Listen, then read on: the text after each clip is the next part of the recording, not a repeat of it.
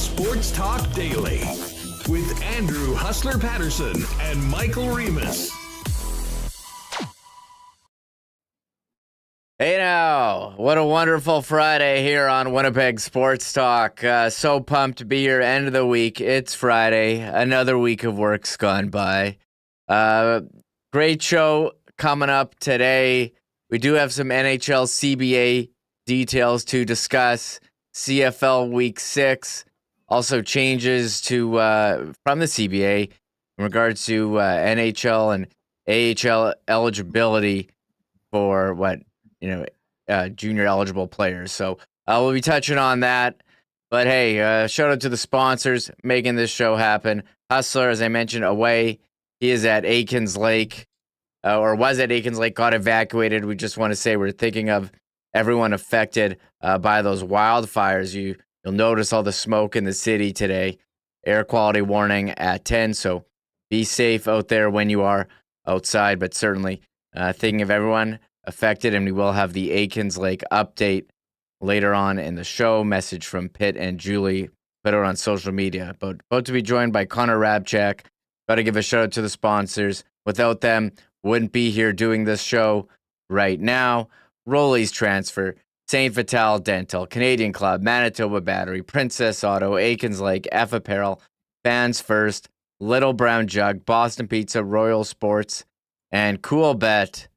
What's going on, chat? Dallas says, great looking polo. Thanks, Phyllis says, love the shirt. Yeah, I got some new polos here. And Rob Sue says, sucks with no Bomber game this week. Yeah, it's been a slow week. No Jets news, no Bomber news. We're not the only ones feeling. I did see Paul Friesen. Shout out to Paul and his upcoming induction, him and Judy Owen, into the CFL or the Pro Football or Canadian Football Hall of Fame. But yes, he was also feeling it, looking back on his years of sports writing in the Winnipeg Sun today. Here, let's bring Connor. Lots to discuss. Connor's fresh off a busy week, was in Toronto for Coldplay earlier this week. And last night took in Country Thunder at the stadium. And this week, the first two stadium concerts we've had in Winnipeg since 2017. So Connor, how was your stadium experience last night at Country Thunder? It was great. I'd never been to a concert at the stadium before. I know, there's been like AC/DC, Taylor Swift, One Direction have performed there, Jay-Z and Beyonce, but I'd never been to any. And it was a great time. It was a little hot. Like it was 9:30 when Riley Green came out, and it was still really hot outside. So the Canadian Club Citrus Smashes were very refreshing. They were going down easy last night, and it was a good concert. It was a good time, and it was a great experience for me, at least. I mean, you go to Bomber games all the time there, but never been to a concert. But it was a good time. Yeah, I've been to a couple. Went to AC/DC, the Guns N' Roses 2017 at the stadium, but we haven't had any. So shout out to the organizers for bringing some big acts. Riley Green, Def Leppard, the big classic rock show for the Rock Thunder. So hopefully this becomes a yearly thing on these evolving Manitoba summer calendar, concerts, sporting events, activities, so many things. It is Folk Fest this weekend. I know Murat was there, mentioned that with him.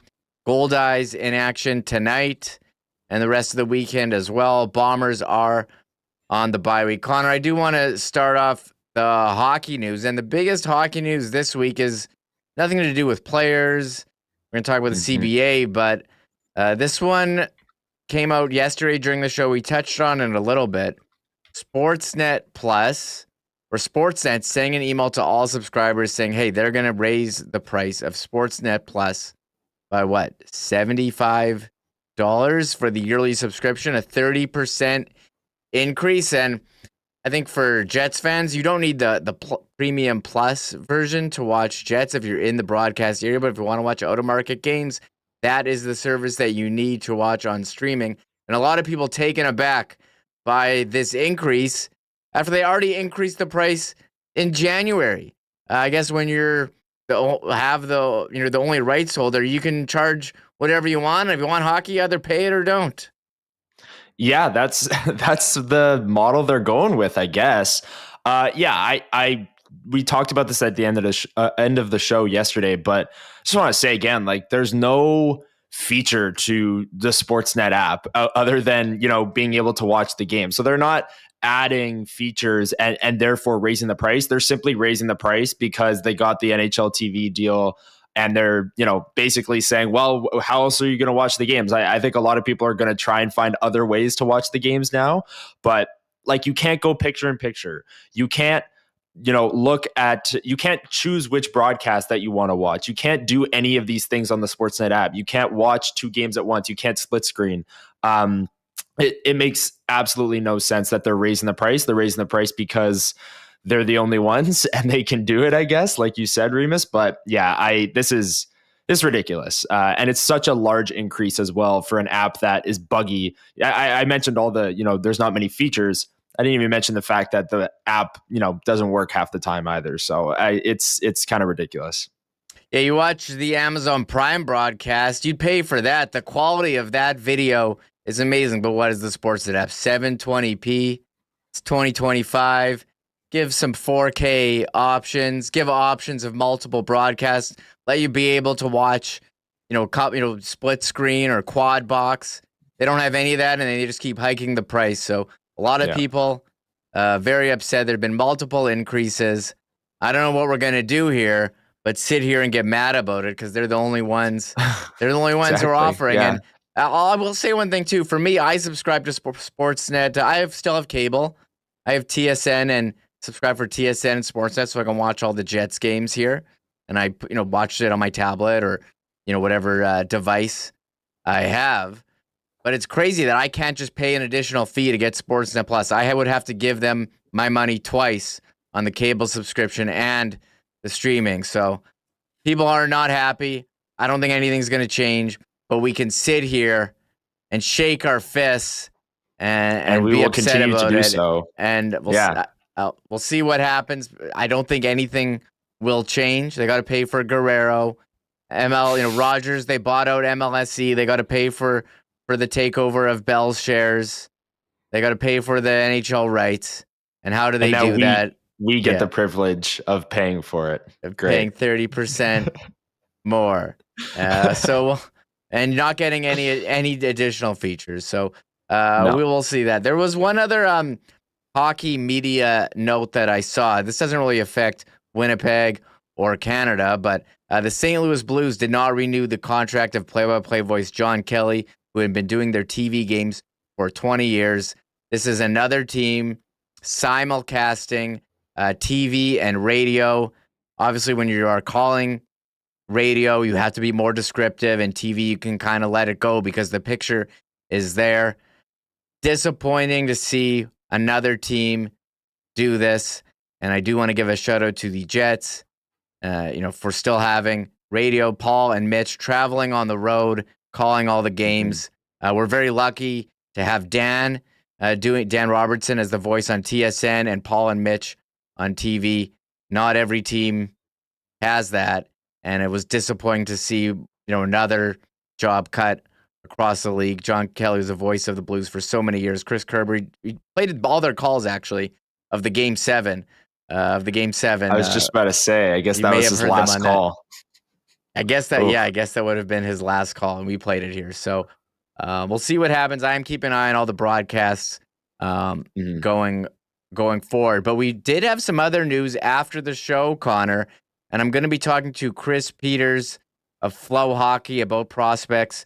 But Frank Saravelli tweeted out, sources say a new provision in the CBA will allow each NHL team to place one 19-year-old CHL player in the AHL per season. One per organization per season, and 18-year-olds are ineligible. Begins 26-27. What did you think of that news coming out yesterday, Connor? Yeah, I like this move in the new CBA. I don't know what you think, Remis, but Cole Perfetti had the year where his OHL season was canceled due to COVID, and they let him play in the AHL, and it turned out pretty decently for him in terms of his development. And I don't know, am disappointed at the fact that we have to wait a year for a lot of these changes. And I think that's a good thing because I like a lot of what's in the new CBA. And this is one of them because this year, the Jets have players like Kieran Walton and Kevin He who could apply for this rule, but they're going to be 19 years old. And it adds another layer as well where say it started this upcoming season and both Kevin He and Kieran Walton were 19 years old and you have this option, you can only place one player. So you have to kind of make that decision. Okay, who's more ready for that time in the AHL? So there's a little bit of strategy to it. It adds some more development for these players if they're too good for their leagues. I really, really like it. But to look back, I mean, Braden Yeager, Colby Barlow could have done it 2 years or last year. Then this year, Kieran Walton and Kevin He could have done this, but this won't start for another 2 seasons, and it won't go into effect until the new CBA goes into effect. But I do like this move for development's sake, and it adds a little bit of strategy as well with multiple players potentially being eligible.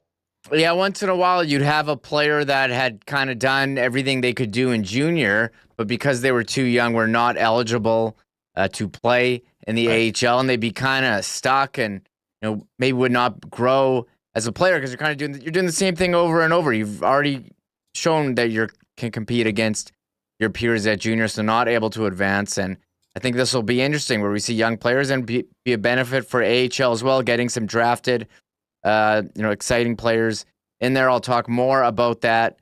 And Gavin McKenna signing with Penn State with Chris Peters. Also talk Jets draft prospects. We are getting some trickle-down reporting about the CBA. Greg Wyshynski is on it. And here we got the new dress rules, Connor. If you're wondering what players were going to be wearing when they walk down when they show the pictures of their pregame fits on social media, clubs are not permitted to propose any rules concerning player dress code, and players are required to dress in a manner that is consistent with contemporary fashion norms.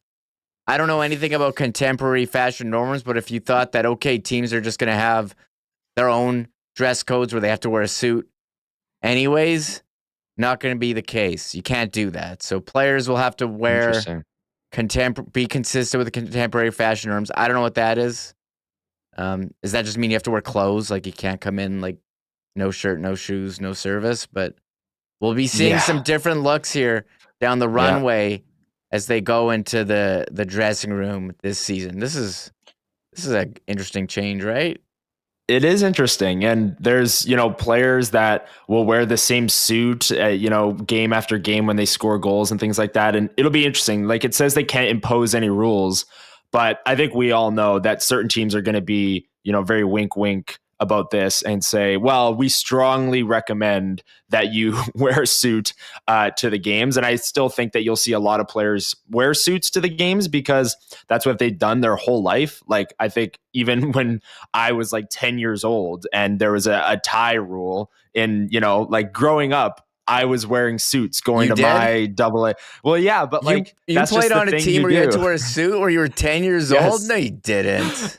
Yes. Teaches you how to be a man, twins. Right? Had to, AA twins hockey growing up, had to wear a suit. And all of these players have been doing that their whole lives as well. So I think it's like these are creatures of habit. It's their routine. A lot of them are still going to wear suits, but you'll obviously see some more quarter zips, some more polo shirts like we've got here, Remo. You'll see some different looks this year in contemporary fashion norms.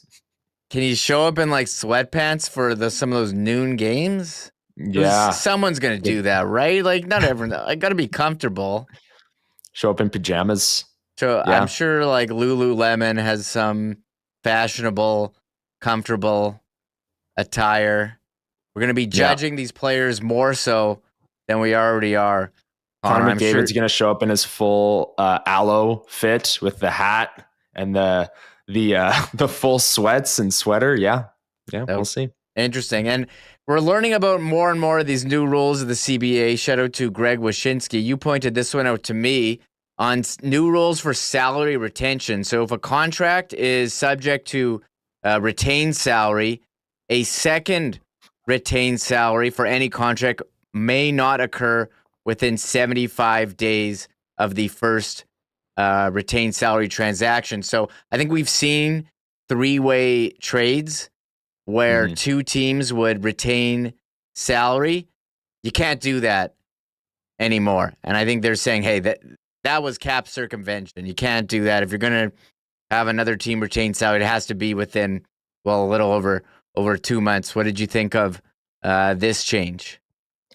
Yeah, I don't know what the NHL is really preventing here. You mentioned the cap circumvention there, and I don't know. It's you see bad teams do this all the time where they are retaining half of their contracts and getting, maybe a day 2 draft pick out of it, a 4th rounder, a 5th rounder.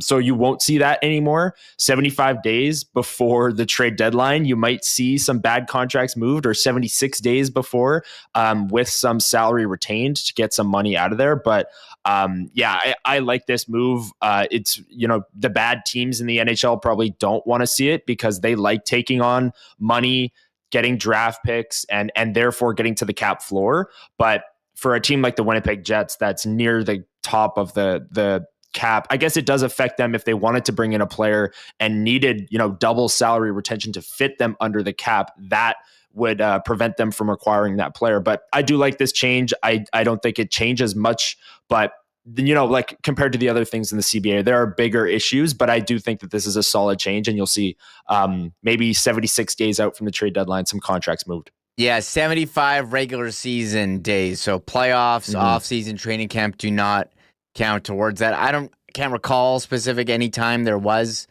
double retention in that quick succession, but interesting one. And neck protection.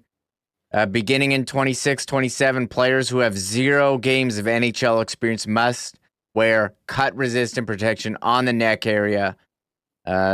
First time they are now grandfathering in neck guards. We've seen some horrific cuts over the years, notably Adam Johnson, passed away overseas. I think this is the logical step forward, and a player's already wearing them at junior. Why would you take it off at the NHL level? Yeah, this is a no-brainer. This one had to be in the CBA for me. The players obviously negotiated it in that it's grandfathered in. So players coming into the league will have to wear it. It'll be mandatory. And I like that move because, it's why not? It would prevent or help prevent some of these horrific cuts that we've seen recently, most specifically the Adam Johnson one, friend of Neil Pionk, and that story, we've talked about at length here. But this is the right move. Put the neck guards on. It might save your life. Seems like a no-brainer to me. And we've been sitting here wondering, since they're getting rid of the emergency backup goaltender, they're going to have a full-time e-bug. Who is it going to be? And here are the criteria of who it can be. Greg Wyshynski putting this out. In order to be eligible to serve as the emergency goaltender replacement, so you must not have ever played an NHL game under have an NHL contract. You must not have played in more than 80 professional hockey games. You must not have played professional hockey in the last 3 seasons.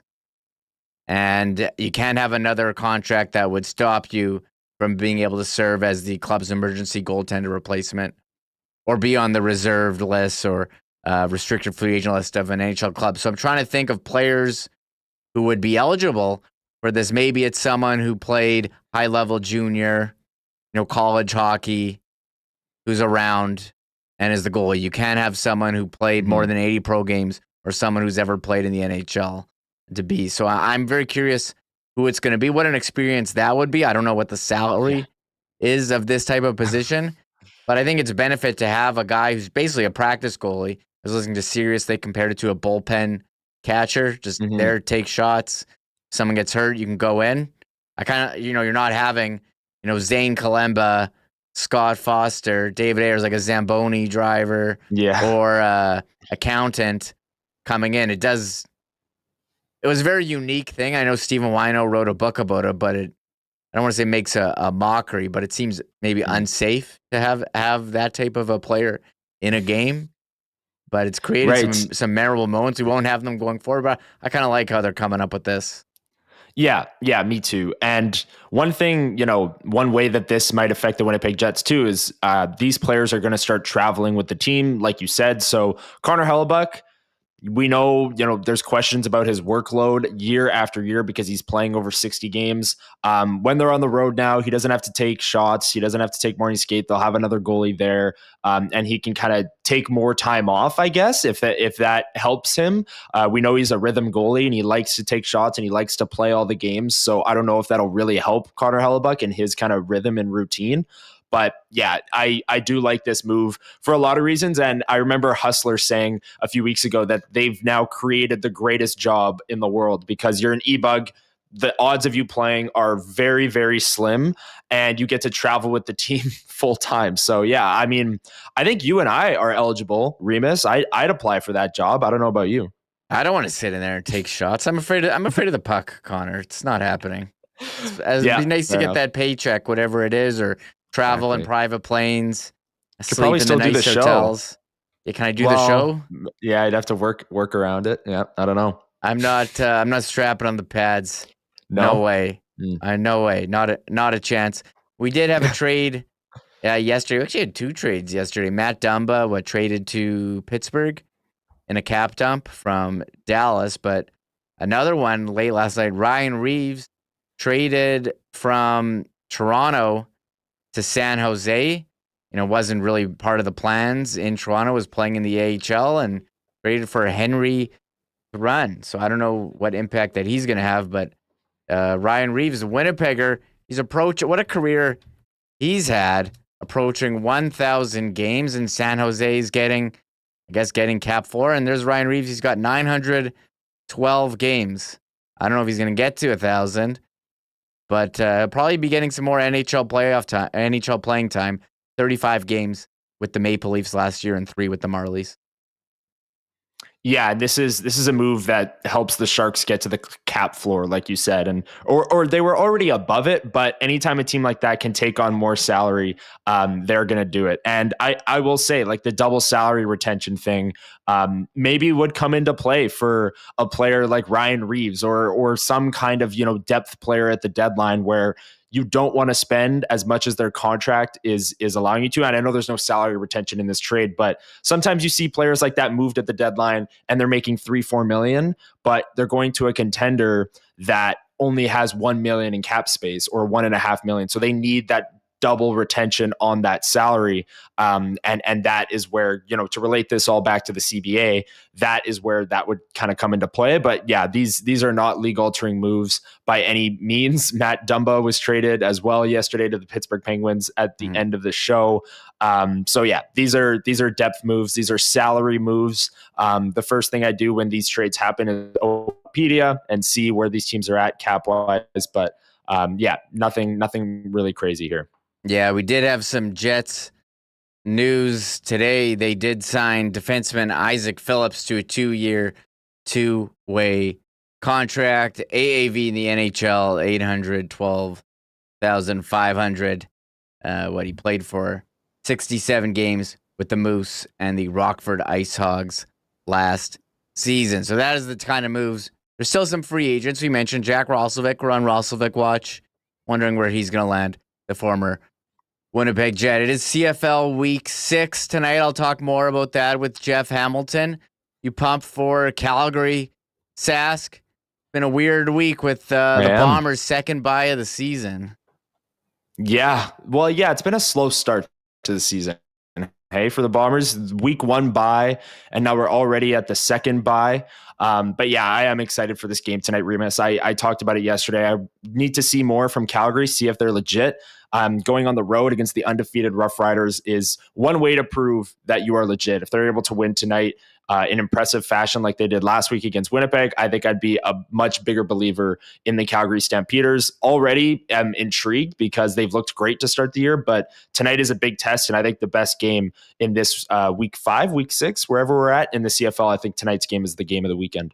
I'm so thrown off here by the Bombers' 2 buys. The week 1 bye just wrecked me. And now what? The Bombers are going to have 2 less games than every other team in a 9-team league. You got 2 buys in week 1 and week 6.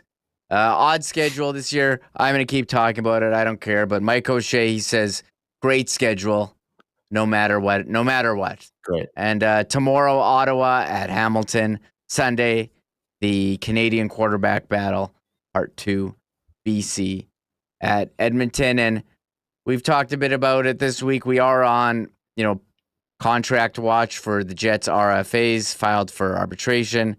Gabe Vilardi, Dylan Sandberg, Morgan Barron, but we haven't really talked, Connor, about contract extension watch. Kyle Connor, Adam Lowry, eligible for extensions as of, 10 days ago on July 1.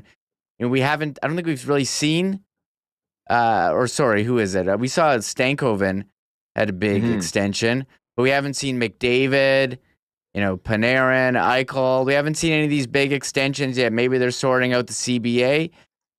But when it was Connor, you mentioned to me before the show began, when it was Connor Hellebuyck and Mark Scheifele entering their final year when they were eligible for an extension, we were talking about that nonstop. I think there's a quiet confidence that this Kyle Connor and Adam Lowry extensions will eventually get done. Yeah, the Adam Lowry one, 100% confidence. I mean, he's the captain of this team, leader on and off the ice, and he loves it here and said as much after the season when he was asked about a potential contract extension. Cole Perfetti's another one, but he's an RFA. The Kyle Connor one is interesting because he's going to earn the biggest contract on the Winnipeg Jets. He's going to surpass Scheifele and Hellebuck's $8.5 million per season. That is basically a guarantee that he's going to surpass that number. And he's a pending UFA or entering his final year. So it should be a much bigger story, but I agree with you. There seems to be this quiet confidence from Jets management to Kyle Connor to the fan base that this is just a deal that's going to get done. But I can't help but think 2 years ago, it felt like every single day we were talking about, where's Connor Hellebuyck going? Are they going to extend him? Who are some potential trade targets? There was a lot going on where this Kyle Connor thing is just like, it'll get done eventually. But yeah, there are a lot of, pending UFAs, eligible for extension, big names. And I think the reason you're seeing them take a little bit of time here is because of the rising cap. It's a tricky negotiation because you're negotiating a year out when the cap is going to be even higher. It's jumping from 95.5 to 104 to 113, and it's going to keep going up. So these players like Connor McDavid are going to get so much money. Jack Eichel is going to get paid. Kirill Kaprizov is another one. And I think the rising cap over the next number of years is really making these negotiations tricky, but we're keeping an eye on Kyle Connor extension watch. We haven't had any reports or anything, and I think the place of the Jets being President's Trophy winners, they haven't not coming off disappointing seasons where they're calling each other out at end of season press conferences. So not having you're in a good position with the coach as well. You're not having one walk out. So we'll keep an eye on it. We'll keep discussing it. Connor's been great talking with you. We'll have to catch up at the end of the show. I know we have some other fun topics planned as I get to play the Marble Race song and then talk for a while before actually running the race. I can't wait. Yeah, I'm looking forward to it. See you at the end of the show, Remo. Yeah, my favorite part of the week where I get to play the song and then talk and people yell at me to start the race. We've got a great guest coming up, Chris Peters of FloHockey. First, here's us. Let me shout out our pals at Rollies Transfer for their great support of Winnipeg Sports Talk, family owned and operated for over 60. All right, I don't know what's going on here. Let me fix this. I obviously have these pre-recorded, and I tried to edit out some of the dated aspects. For whatever reason, didn't go. Here's us. Let me shout out our pals at Rollies Transfer for their great support of Winnipeg Sports Talk, family owned and operated for over 60 years, the most trusted name in moving in Manitoba. If you and your family are on the move, head on over to rollies.com. Click on Request an Estimate. Put in the promo code WST for a special discount on moving services and moving supplies. And our friends at Rollies will turn it around real quick with a great quote and get you locked in for the white glove service that Rollies is famous for, now into their 7th decade. For all of your moving needs, make it Rollies. Keep your eyes out for that WST truck on the road as well. Snap a pic if you see it. And, of course, rollies.com for all the information on that and your next move. A big thanks to St. Vital Dental Center for their support of Winnipeg Sports Talk. St. Vital Dental Center, full-service dental clinic led by our pal Dr. Terry James and his amazing staff that have been serving Winnipeggers and Manitobans for generations. But now they've got a beautiful new facility with state-of-the-art equipment at 167 St. Anne's with free parking right behind the building to take care of all your dental needs for patients from 6 months to 99 plus. If you need a dentist or it's been a minute since you've been there, find out more at stviteldental.ca. Make an appointment and tell them the boys at Winnipeg Sports Talk sent you. Somewhat of a long weekend. I guess it's going to be a really long weekend. A lot of people are going to be taking Monday off. Canada Day on Tuesday. Not if you're in the hockey media, as we're going to be talking to Dave Pagnotta, but if you are planning for a weekend, head on down to your local Manitoba liquor marts. Of course, Canadian Club, the official spirit of the Winnipeg Blue Bombers. If there's any Canadian club left in this city after the football game on Thursday, you'll be able to find it at Manitoba liquor marts. But take a look for the new club pack, CC and Ginger Ale, the CC Half and Half, and the Citrus Smash ready-to-drink cocktails. Unbelievable addition to the summer lineup. Pick it up at your local Manitoba liquor marts. And of course, Manitoba Battery powering us through another summer.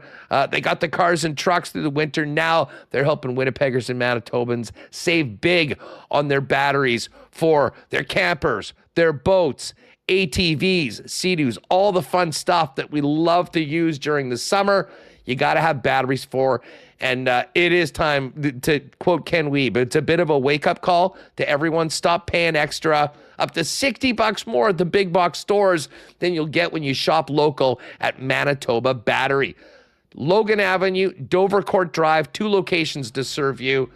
But they've also got free delivery anywhere inside the city of Winnipeg with any purchase over $60. It is just that easy.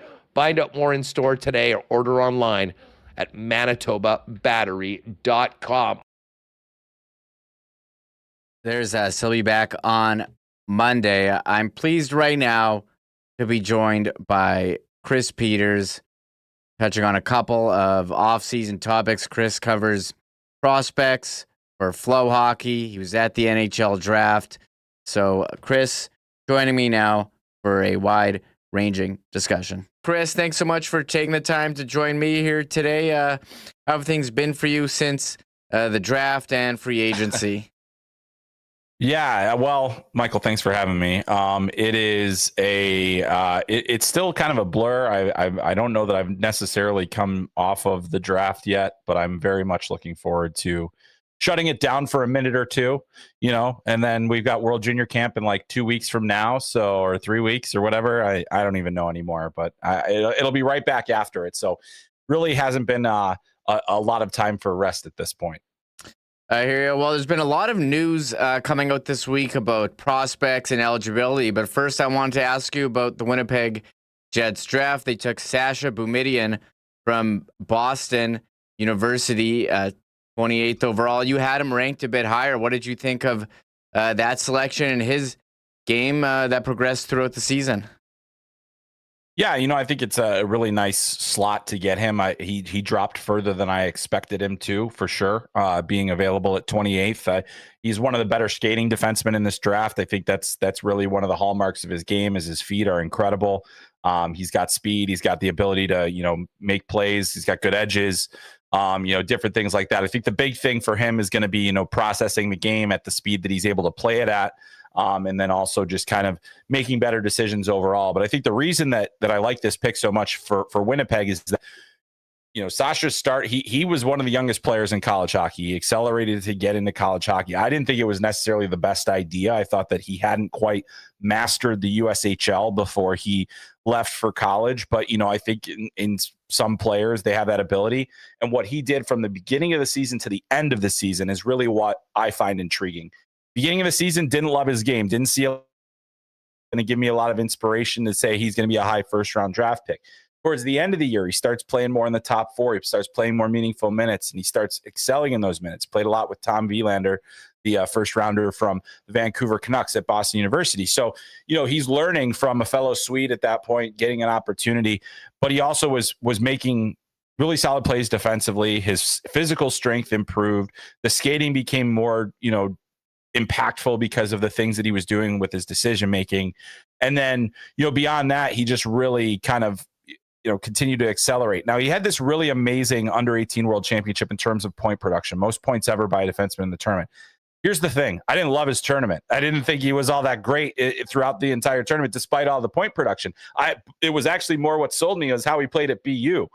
So, he has this nice kind of end, but I got that sense from a lot of scouts too, is that, he had all these points, but they didn't really necessarily like his game. And maybe that was, because of the fact that, he was far and away Sweden's best defenseman, didn't have a whole lot of help on that blue line. So maybe sometimes he was trying to do a little bit too much. But either way, this is a player that I think has high-end upside. I think he's got top four upside, which is good. He still has a ways to go. I think he's a player I would, probably keep him at BU definitely this year, but maybe also for his junior season, because I do think that he probably could have benefited from being in the USHL another year, especially in Youngstown, where, they had a decent team and he could have performed.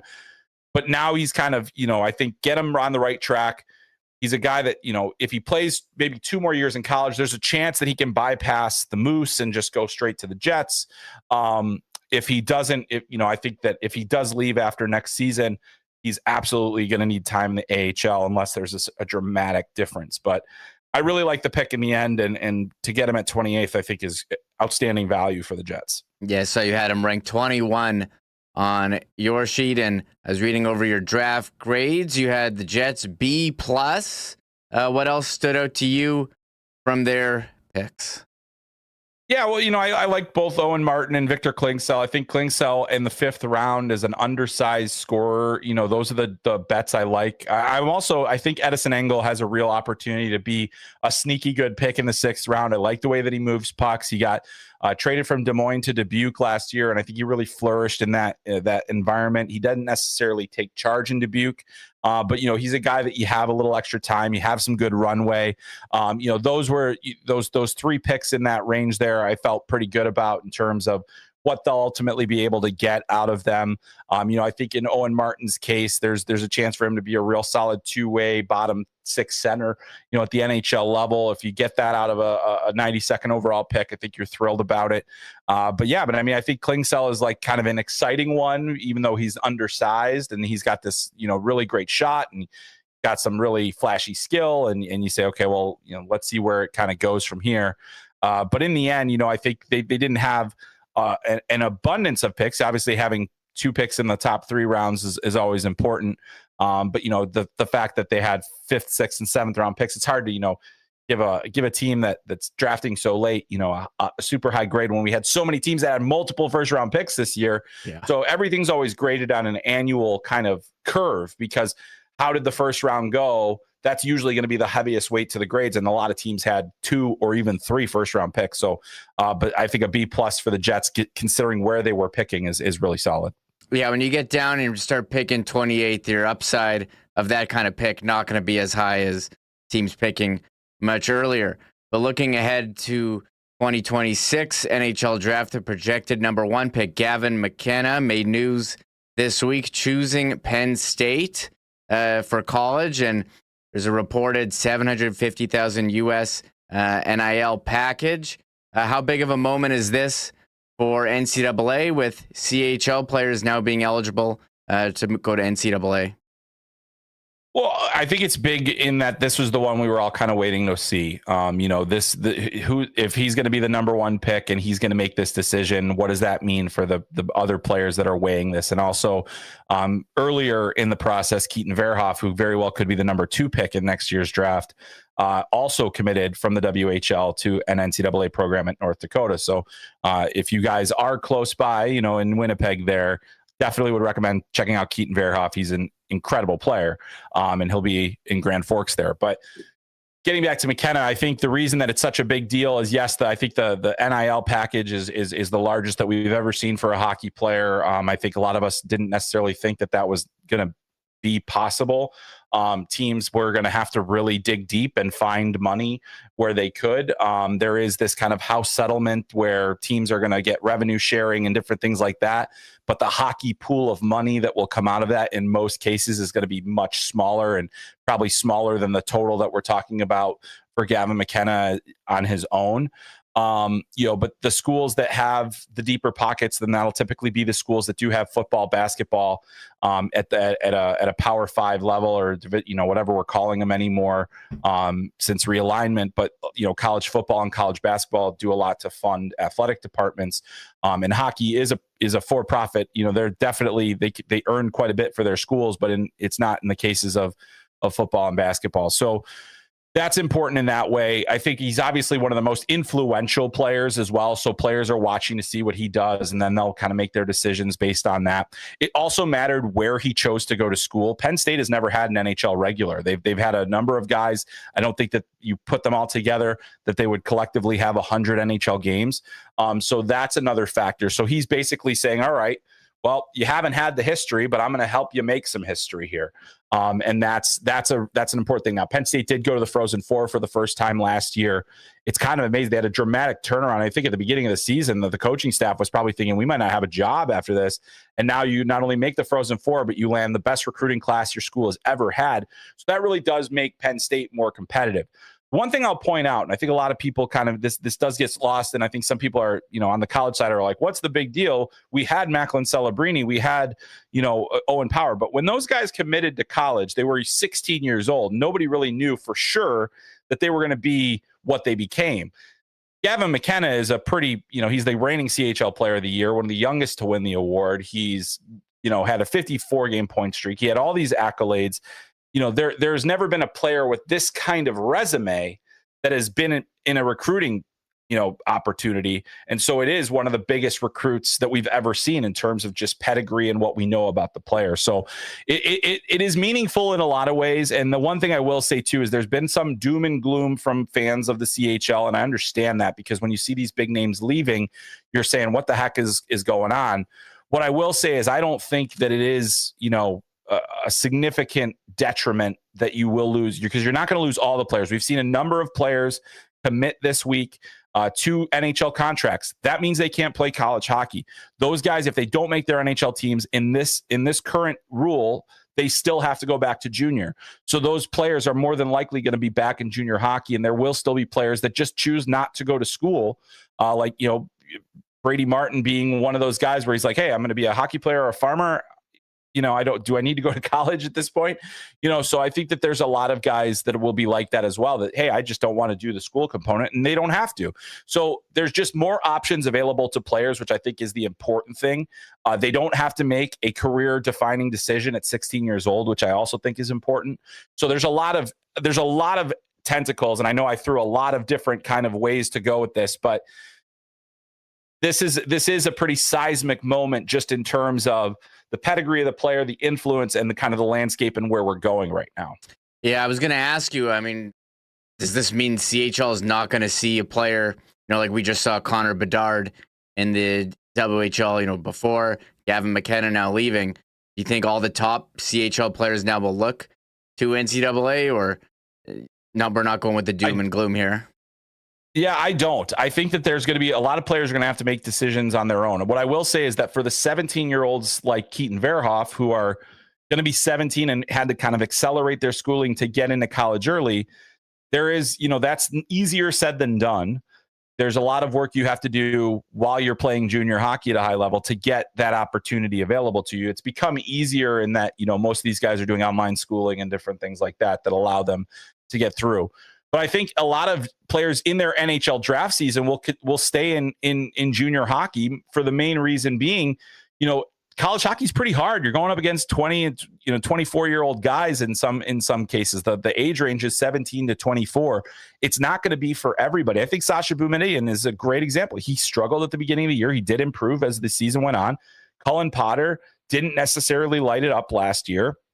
in college hockey. He was the very last pick of the first round. So there's a lot of different kind of avenues to take. Players like McKenna, who have dominated the level for multiple years, you understand, hey, I've got to find something a little more challenging. But not all the players are going to be like that. Not all the players are going to feel that they have to go elsewhere. The other thing that I think will happen for the CHL is they will get more players that they weren't getting before because of the NCAA rule. There will probably be a few more Americans that choose that route. The guys like Celebrini, Fantilli, and others who may have chosen another route will stay closer to home. Those are all the different things. So there's going to be a push and pull. I do think junior hockey as a whole is about to get much younger. I don't think it's going to get worse. I think you're going to still see the vast majority of guys that are on an NHL track will play some period of time in the CHL.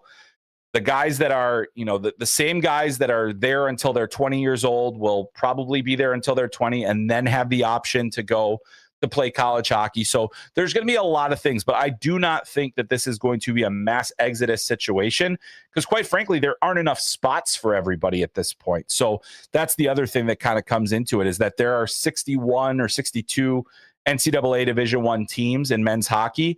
And now the player pool has significantly expanded. So there's really not space for everybody. And my next question about that is, with all this NIL money coming in, do you think we'll see some non-traditional schools, that have big football and basketball programs start hockey and be able to offer more NIL packages? So my sense is that because of NIL, the exact opposite is true. So basically, fewer teams will consider it because the investment is so big on the football and basketball side, they don't want to share. And so because of that, the budgets for NIL for hockey teams coming into the season was not large. It was like, maybe one player could get six figures, and that's, maybe two. It depends. Obviously we're seeing high six figures in the McKenna situation. I think, Jackson Smith, who's also going to Penn State, I'm sure there's an NIL component there as well. So that's a pretty significant chunk. But most schools aren't going to have that money to spend on hockey. The University of Illinois, a couple years ago, announced they were exploring starting their Division I hockey program. It was really close. COVID hits, things happen, but really it wasn't COVID and budget that really knocked the idea away. It was the fact that we need to invest more into football and basketball in order to get those sports to pull everybody else up. So there is definitely at schools where football is king, a reluctance, I think, to add things that will take away from that program. So there's one Big Ten athletics director. He's not an athletic director anymore, who I was told he was approached about having a hockey team. And he said, if anybody offers me money to do a hockey team, I'll say, thank you so much. How would you like putting that money towards our football program or our basketball program? That's kind of that's the mentality at a lot of these schools, because they have to be so dollars conscious with the NIL era at play here. Yeah, it's really interesting how it's changing, and thanks for providing that insight there. And the NHL announced the CBA ratified some changes. Frank Cervalli reporting yesterday a new rule allowing NHL teams to assign one 19-year-old CHL player per season to the AHL starting in 26-27. How impactful will this be for development models, especially for some players who have outgrown or may have outgrown junior hockey? I think it is a bit overdue. I think that we've seen that, obviously Winnipeg has been a hub of the AHL for, before the Jets came back even. And I think, when you see that level of hockey, there's a lot of benefits that a younger guy could have as the stepping stone to the NHL. And so, I think that there have been a number of players that have overextended their stays in junior hockey. I'm typically an advocate for stay where you are as long as you can, just because I think that there are a lot of things that you could do. In extreme cases, though, we've seen it where it's just the guy needed a new challenge. It didn't come. and maybe he stagnated a little bit. It doesn't happen a ton, but that's the way it is. I think this has multi benefits, because for one, it's only one player per organization, which I think actually creates a lot of headaches and challenges for the NHL team for when they do it for somebody but not for somebody else. That'll be fun. But the other thing too in this whole process is that could actually help the CHL keep players beyond their 18-year-old season, so that they're like, if they have the option to go to the AHL, maybe they'll sign that NHL contract earlier. They get sent back to junior. By the time they turn 19, maybe they can go play in the AHL, get their, get paid and all those other things.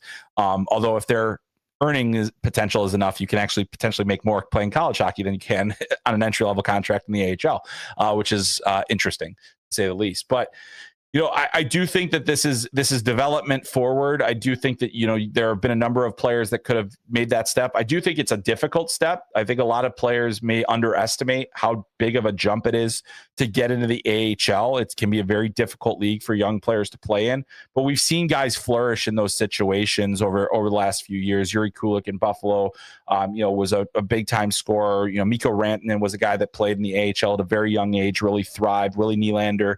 There's a lot of guys that have done things at the AHL level, and it really helped them propel them into the NHL going forward. So I do think this is a positive for all sides, really. I do think that there are some benefits to the CHL.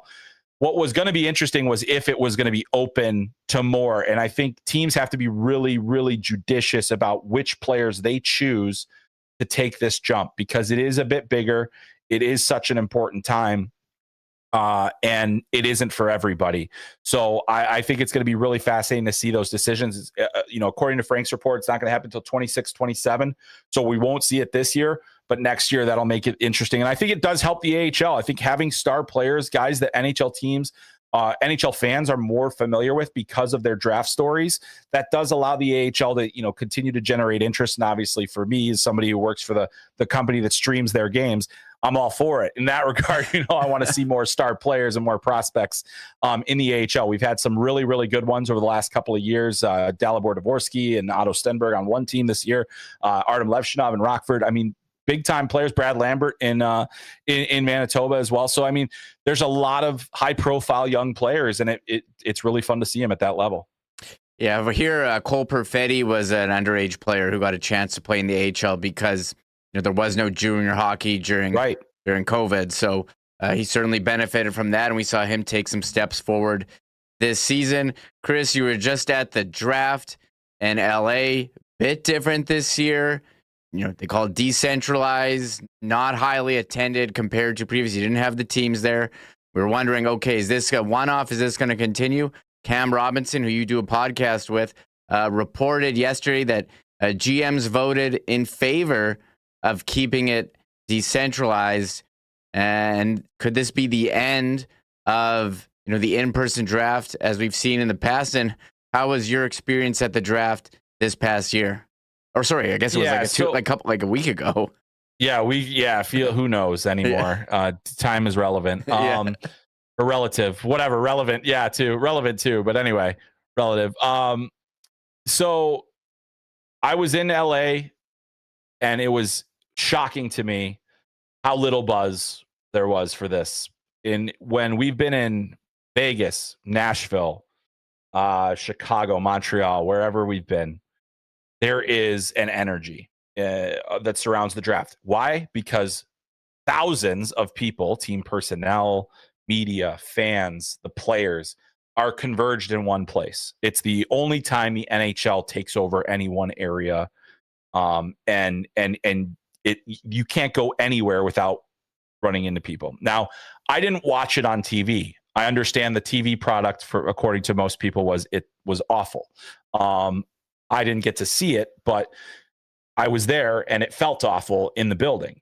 It was probably the worst attended draft that I've ever been to. The lack of seats filled in that stadium may not have shown up on TV as much, but theater, but it was devoid of buzz. The only time we actually had like a moment where the crowd was when Matthew Schaefer got emotional on stage, and everybody kind of collectively,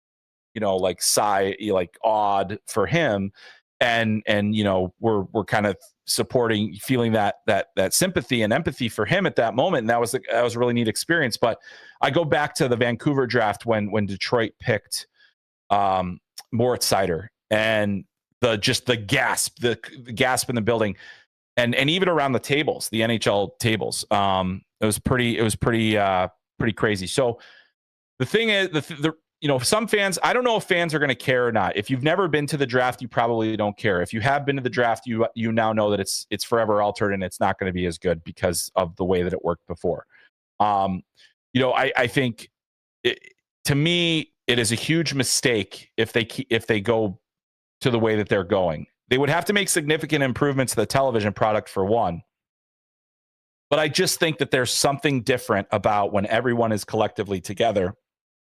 And when the scouts walk up to the stage, when the GM, when the players walked up to the stage and they take their picture with Gary Bettman, there was such a lull in the building that did not exist before. And it's not Gary's fault. It's just the way it is. It's like you have this gigantic stage, you have two people standing on the stage, and you've got some weird music playing.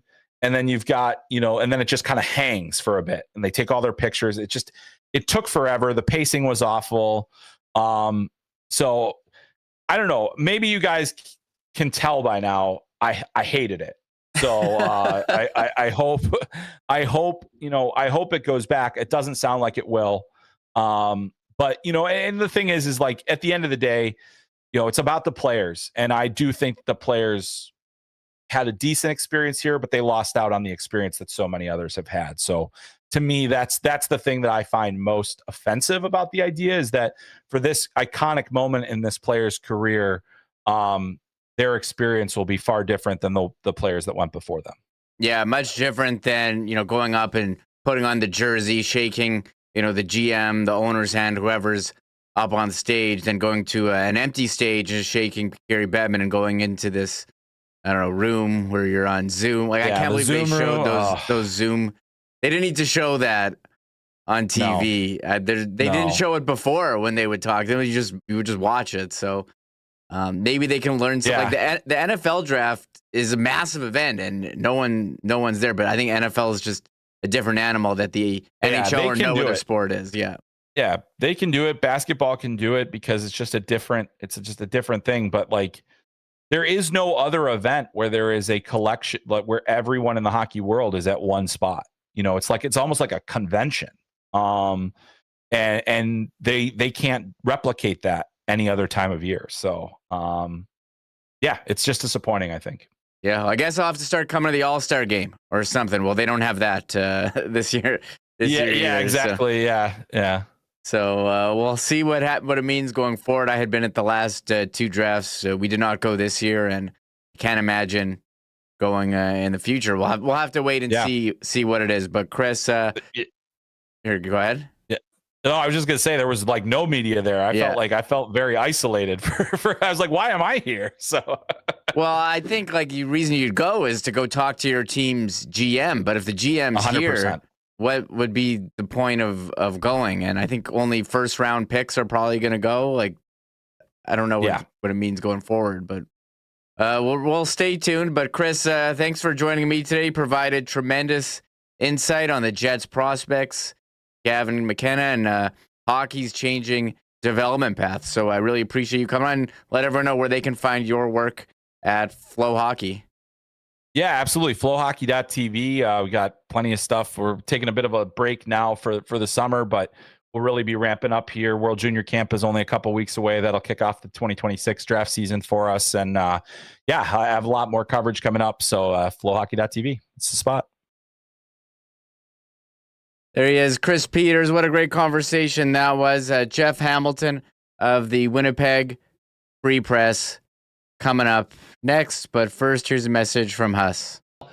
Huge thanks to our friends at Princess Auto for their great support of Winnipeg Sports Talk. Of course, Princess Auto Stadium, home of the Winnipeg Blue Bombers. Also, a busy week next week at Princess Auto Stadium with the Country Thunder event on the 10th. Of course, Princess Auto, founded and headquartered right here in Winnipeg, with 3 locations to serve you: Panet Road, Portage Avenue West, and out in Brandon, where you'll find the best deals on the most unique assortment of tools and equipment around. Everything you need to complete the projects on your list or start something new is at Princess Auto. Hey, shout out to the guys over at F Apparel. Wedding season's here, gang. If you need to up your menswear game, there's only one place to go, and that's 190 Smith Street, where you'll find custom suits starting at just over $400, chinos, golf pants, custom shirts, both tucked and untucked styles, the best selection of menswear accessories. And hey, if you are in a wedding or a wedding party, make sure to talk to the fellas at F about a special discount for the wedding party when the boys get their suits for the big day at F Apparel. It's all waiting for you at 190 Smith Street downtown. And of course, you can also check them out online and make an appointment to come in for a fitting online at that's EPHapparel.com.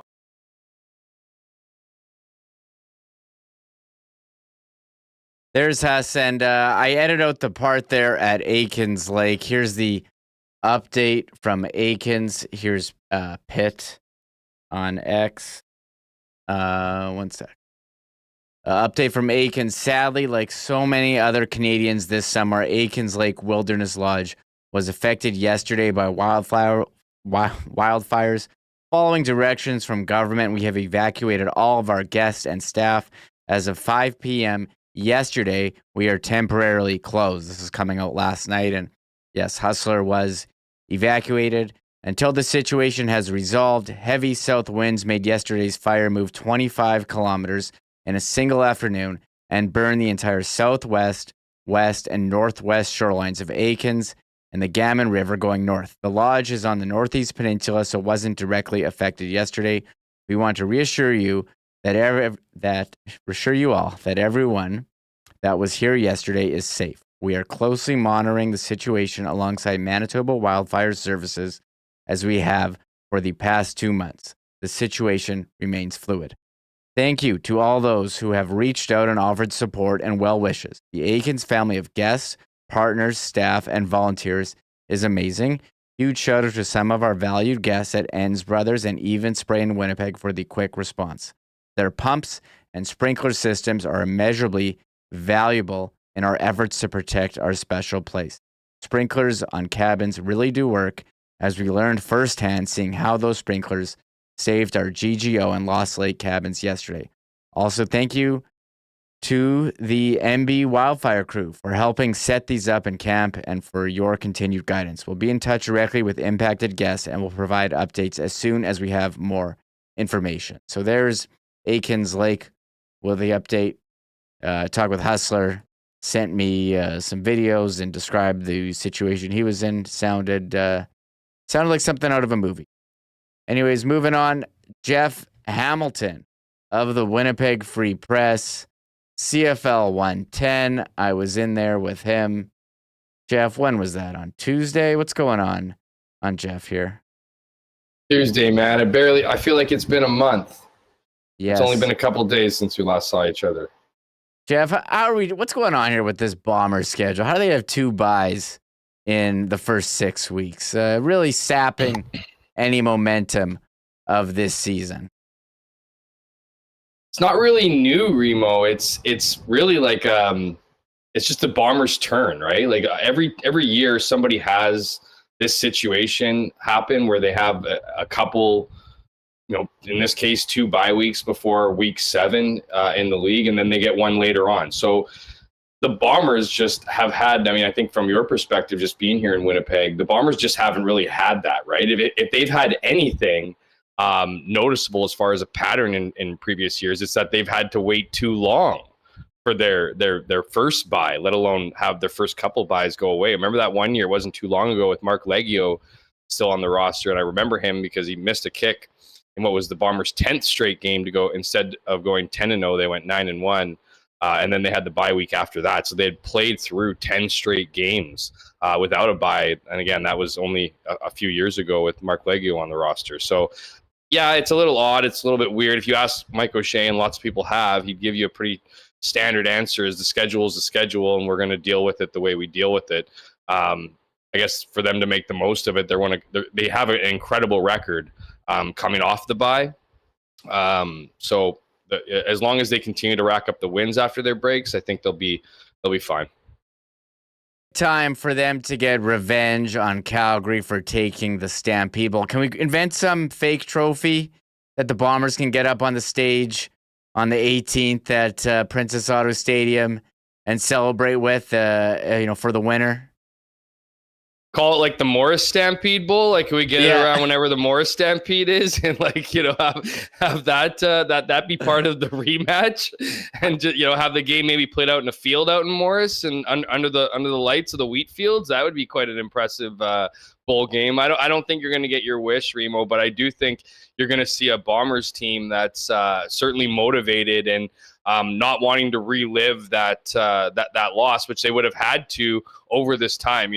Obviously there's CFL PA rules and how much you have to be at the stadium in this sport, how much work you have put in with practice and stuff. But we all know the Winnipeg Blue Bombers don't really follow that. And my point in that is you would whether it was Zach Collaros, on throughout the offense or anyone on defense and special teams would have already went through that game once or twice, lived through that pain, and then to return, obviously next week, they're going to have to relive it again as they prepare. But, the coaches and the players are going to be ready, and, they're going to want to dole some of that justice out, especially when, given that Calgary is a divisional opponent and all the importance of getting up or winning those season series as far as tiebreakers in the standings. And right now, the West is looking like a tight race. Yeah, we have Calgary, Saskatchewan tonight to kick off week 6. I think Calgary can cement themselves as a real contender because you were looking at the Grey Cup odds before the season. They were really far down, but they're sitting there looking pretty good at 3-1. Yeah, they certainly are. They're, like I said, it's no longer that two-headed race in Winnipeg and Saskatchewan being the two teams, given that victory over Calgary. And to your point, your question, yeah, big momentum swing for Calgary if they can down the only undefeated team remaining in the Canadian Football League in the Saskatchewan Roughriders. And of course, if the Saskatchewan Roughriders can get the win, they improve to 5-0, and the hype around them just continues to grow, right? I think that's kind of I feel almost it's the defining trait of the West is we're just not really sure what anybody is. When you when you think, this is a great team, something happens, right? Winnipeg, back-to-back wins against BC.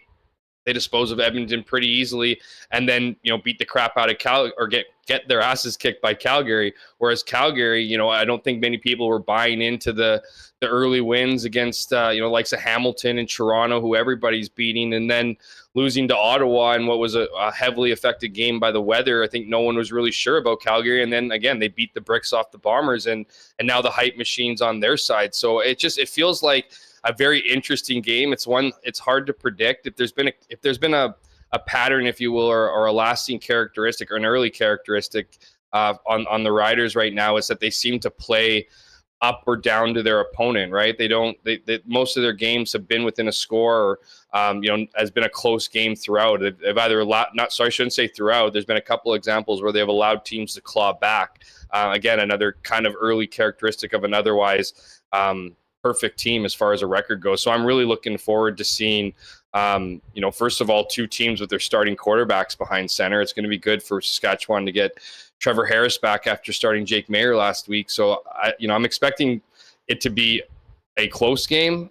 For some reason, when these two teams play, it always is. And I'm expecting both Saskatchewan to bring it, but also a Calgary team led by Vernon Adams, who's coming off a pretty stellar performance against Winnipeg last week. Yeah, it's 3 divisional games this week. I think should be an exciting week of Canadian football or weekend. Just going back to last week, you and I talked about what happened at the end of the BC Montreal game, and you wondered if there was going to be any discipline or anything. It seemed like nothing happened with that. Am I right? No, you're wrong, man. Turi got suspended for a game. Oh, okay. So they seem to and then the other, I just can't pronounce the Canadian's name.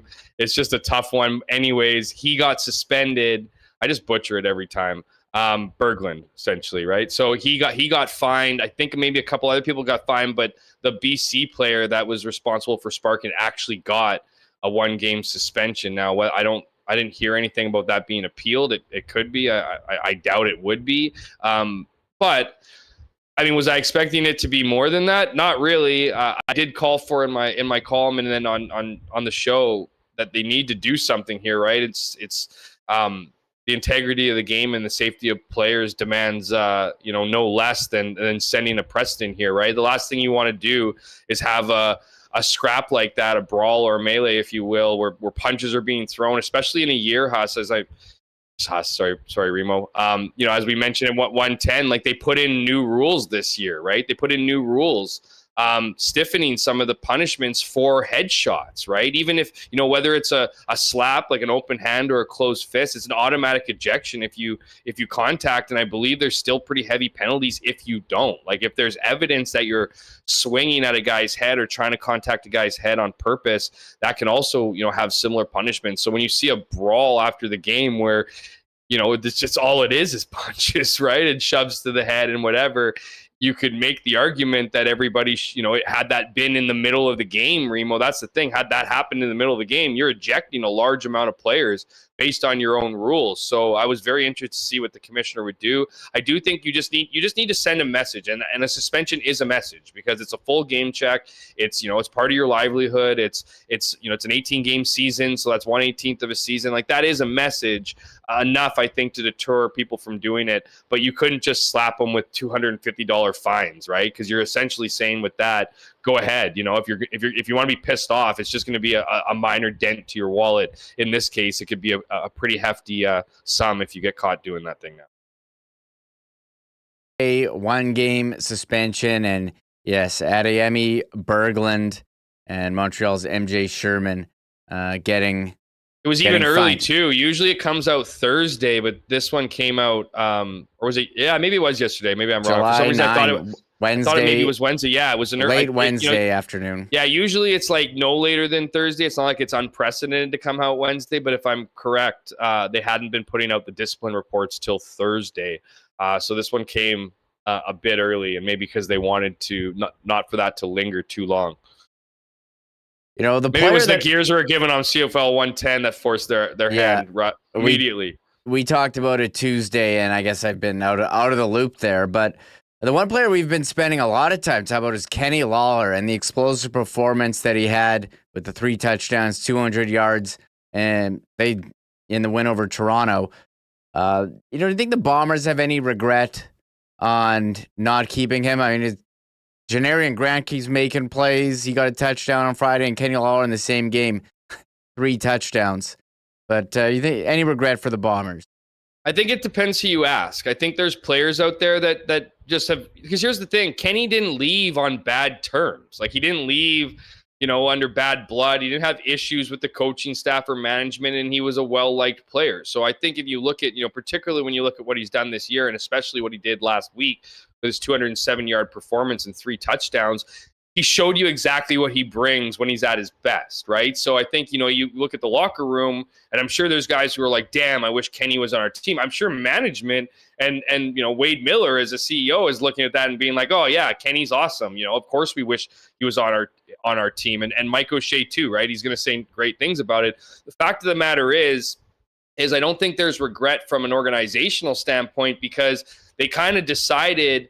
And when they make decisions, they don't really come back and regret them. Like, look at Mike O'Shea, right? He is the face of this franchise. Every time we've questioned him, whether it'd been a bad decision in a playoff game or the few we've seen over the Grey Cup, he's always stood there in front of the mics and said he'd do exactly the same thing. So that's the attitude that this team would take. And the decision that they would have made, that they did make, is they didn't want to bring in a receiver who had a price tag over $300,000. They didn't even really want high 2s. They didn't see that as a recipe for success. They looked at different teams throughout the years, and not a single team who had eclipsed, 200 and whatever, 80, 90,000, including Winnipeg, never won a Grey Cup. Now, obviously, Winnipeg got there with Kenny a couple times and couldn't get it done, but they just made that decision. Now, I think what's interesting about this, and I don't necessarily think it would have made a huge difference. It might have put more public pressure on the team. But when, obviously during that window, that negotiation, that legal tampering window that the CFL has every year ahead of free agency, they raised the salary cap. And that all of a sudden became, it shows here that you now have the money, right? Like it was justifiable in their argument to say, look, here's Kenny Lawler's price tag. we've been able to maintain this team. Guys need to get raises. We want to keep as many people here by giving Kenny what he wants, what he deserves, you could argue. We're going to have to make tougher decisions in other parts of our roster. Well, then you add the money that ultimately would have at least paid for his contract. And I think, you do have a little bit more of what if, but at the same time, I still don't see this team, even if they had made that announcements earlier, spending to that new cap, because I still think the Bombers aren't even there. There's a lot of confusion in and around that announcement. But again, I still don't think they would have gone against their belief just with some extra money in their jeans to be like, we want to pay that much money for a receiver. And that was their ultimate decision. That's the bye week. It's what have you done for me lately? Hard not to bring it up after what we witnessed and now kind of twiddling our thumbs waiting for the Bombers to return to practice. Do you have any update on Dalton Schoen? Left last game, injury? Any reason for concern there? No, I haven't heard any reasons for concern. I feel like I would have by now. I don't. I mean, obviously a lot. We're going to tell a lot from this next week coming up where he's going to be at for practice. But as far as, I know we still haven't played these slated games, and fans are eager to find out about him. I just don't see it as being super serious at this point. That could change, obviously, but I just see it as a minor thing. The concern, of course, is that Dalton's been hurt the last 2 years, right? So is he re-aggravating something that he dealt with in the past? Is this a new injury? And what do those two things mean, right? If it's a new injury, is he becoming injury prone? If it's an old injury, how has that injury recovered? Or how is it not recovered? But again, I think that's too speculative at this point. There is certain vibes that come out of games. I know he left early. I don't think it's something that is weighing on the Bombers right now. But again, we'll have to wait and see. But I at this point, I don't have any reason to stoke any fears or even create any fears about it. Yeah, Bombers off, returning next week. We do have 3 games this weekend, as we've said. Which game, we talked about the first game. Which game are you looking forward to the most this weekend?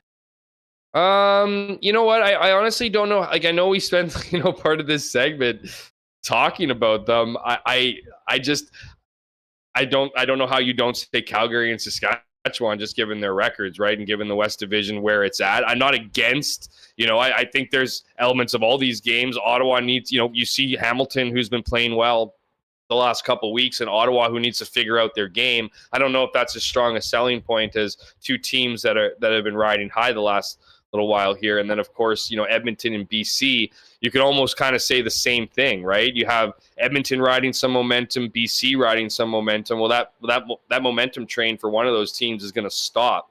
It'll be interesting to see what Trey Ford can do as, after putting in a couple good weeks, including last week's 15 for 17 performance in their first victory of the season, and their first summer victory or June-July victory in quite some time. So I think there's some added juice to every game, but certainly the game I'm looking most forward to just happens to be tonight.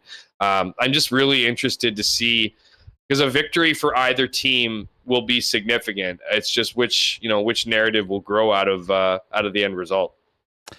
Yeah, the West Division, go the Bombers, Saskatchewan. Could Calgary be in the mix? And for Edmonton, can they build off and win 2 in a row? And we're waiting Nathan Rourke to put together a full 60.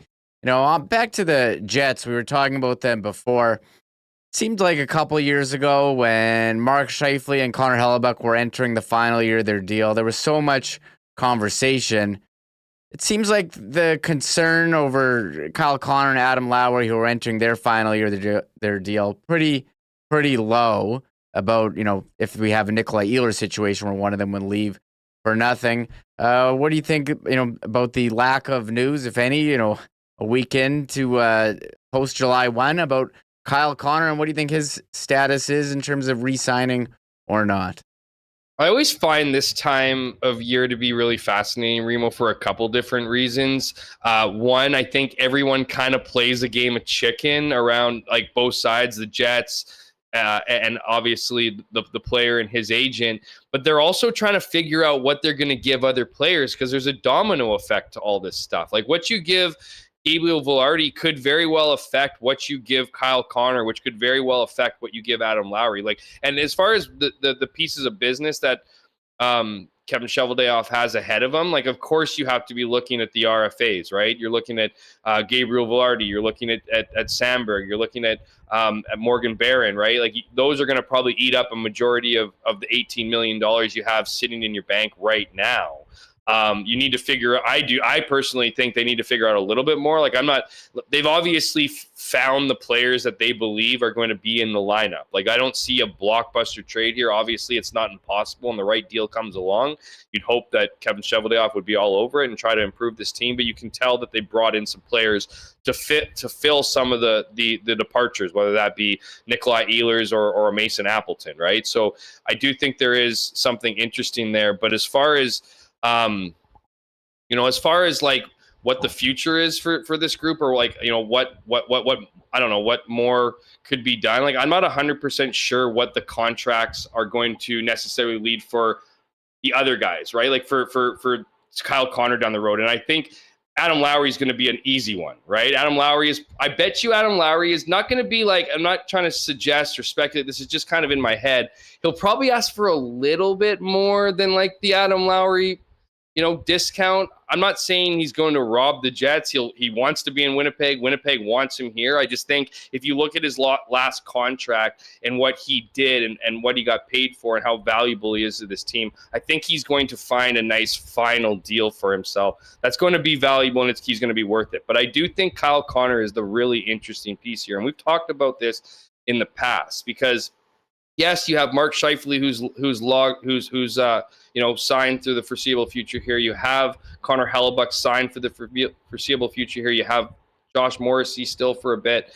There are some pieces here, but there's really interesting parts of players' career, right? Kyle Connor's been here the whole time that he's been in the NHL, that he's been a professional hockey player.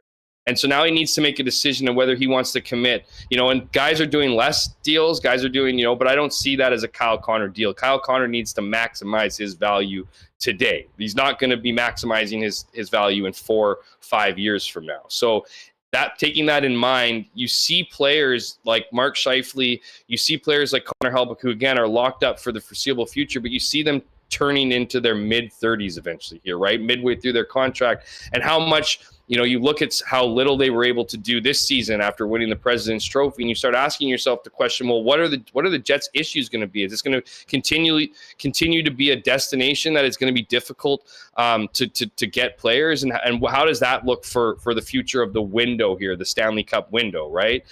He would have had a front row seat to Blake Wheeler, as Blake Wheeler went from a 90-point player to a guy who it just kind of hurt to watch a little bit, right? As he was given top 6 minutes and wasn't really that same player. So again, I'm not saying that Kyle Connor doesn't like it here, but these, of course he does. And he's had a ton of success here, particularly playing on a line with Mark Scheifele. And those things really do matter. And as we saw, this is the locker room, the culture, all those things have fixed themselves over the last few years. And it is a place for the people here. They want to be here, but there's also big other questions. Kyle Connor just had a child, right? Like he's I believe he had a child. I think he has a kid. Yeah, but he's married. There's big decisions to be made here about schooling. He's an American, right? So committing 8 years to your life is a massive decision.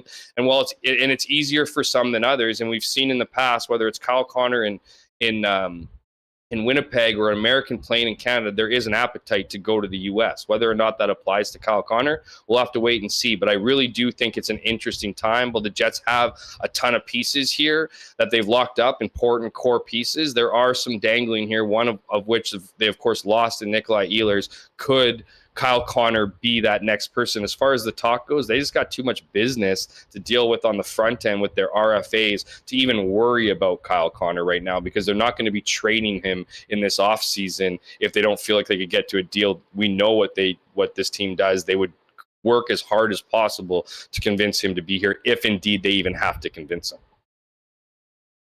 I think you're onto something there. They usually go in order. Figure out the RFAs first. Velarde, Sandberg, Barron. We're still waiting to hear there's arbitration dates, but the free agent class of 2026, some big names: McDavid, Kaprizov, Eichel, Connor, Panarin, Kempe, Natchez. So some big forwards who could be getting big deals. And you have to wonder if someone's going to go first and try and set the market for the other.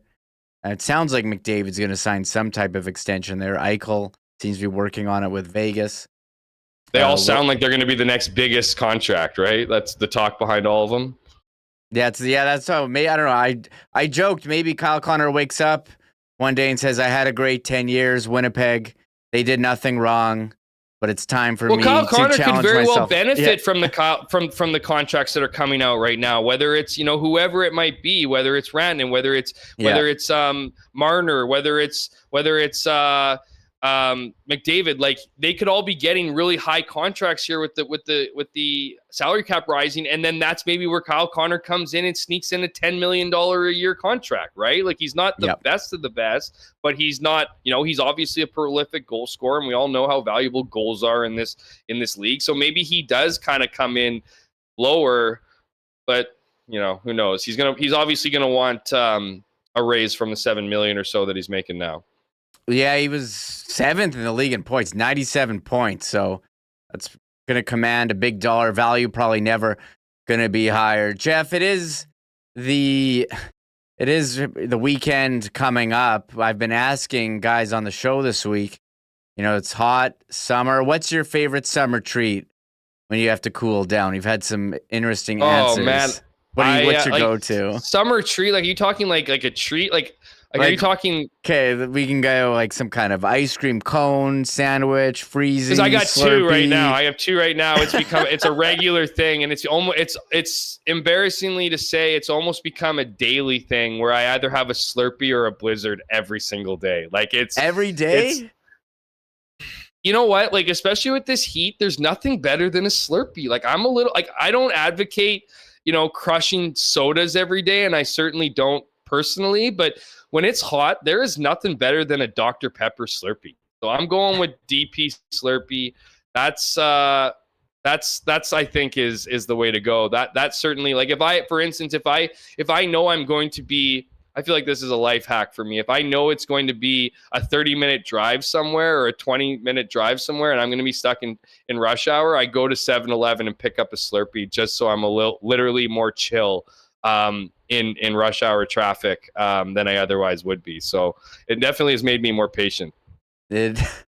Every day, Jeff. DQ, Pat Gregoire yesterday mentioned this Misty Freeze at DQ. Have you heard of this? It's a slush with soft serve ice cream blended in. Have you tried that? No, I've seen. Yeah, it's like their version of a float. Like that to me is like, you got to separate those two. You're either getting, like, I love slush puppies or I love vanilla ice cream. There's no business for those to be added, but I am a bit of a freak when it comes to DQ. I'll try a lot of things. I get excited about the new flavors and try to really lean into those, the small victories in life. But certainly, here's the thing about my Dr. Pepper selection. I would never drink Dr. Pepper as a soda alone. For some reason, it's Slurpee or bust for me.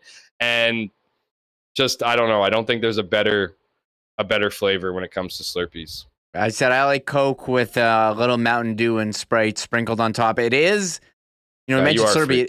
It is 7-Eleven, like July 11. So I don't know if that means you can go and get a deal or bring a garbage can and fill it up all the way. I think it's free Slurpee day today, isn't it? Is it? I gotta go. Might have to take my kids. I think it's actually today. And that's the thing. Like it's almost embarrassing the amount of Sev points I have. Like I'm probably not on Huss's platinum level, but I just feel like my Slurpee intake, and I got a bit of a sweet tooth, and when I have to go somewhere and I feel like I might be hangry, I always grab a Cliff protein bar. So I find myself kind of in it a lot more than usual. Okay, free Slurpee day it is today. So I may have to go after this. And every place has got their deal. $1 drink days at McDonald's. See Coach Keyser shedding out the $1 Frosty at Wendy's, which I do hit after hockey. Frosties are a killer. Those ones are amazing. I went through a phase where I would, this is embarrassing to admit publicly, but I would get a Frosty, skip the dishes to my place, and I'd always get I'd always get like a bacon junior cheeseburger just to throw in the garbage, so I wasn't embarrassed that they were just dropping off a. You threw in the garbage? Yeah, I just wouldn't even eat it. Or I'd give it to someone if I was with them. Yeah. The Wendy's Junior Bacon Cheese is one of the best values left in fast food in the days of increasing prices. Yeah, if that's what you want to call it, sure. But anyways, I feel like I'm emptying my skeletons here. You better send me off before we're done. Before it gets even worse. Yeah, wow, Jeff. Some big revelations. Slurpee every day, and you skip the dishes, a Frosty, and then threw the JBC in the garbage. Jeff, thank you very much for taking the time to come on and chop it up here with me today. Yeah, and it's your hosting skills, man. You really broke me down and got me to reveal a lot. So great work for you, and hopefully it doesn't come back to bite me in the ass. Thanks. Have a great weekend, everybody. Love my new Friday hits, and look forward to us coming back too for you not to have to pull such full-time duty here, because I know you're doing both, right? Yeah, I need to lie down after this. So thanks a lot, Jeff.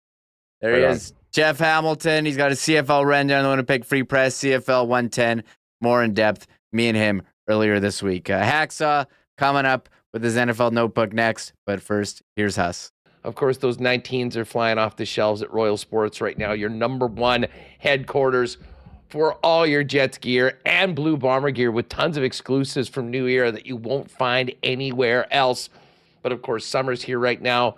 Soccer, softball, tennis, tons of bikes, running, and of course, that huge Yeti cooler section for all of you campers that you definitely want to check out. Follow them on Instagram at Royal Sports Winnipeg for the latest merchandise drops and sale information. And we will be getting a tent sale coming out after the Labor Day weekend at the end of summer as well. Bomber game tonight, 8 p.m.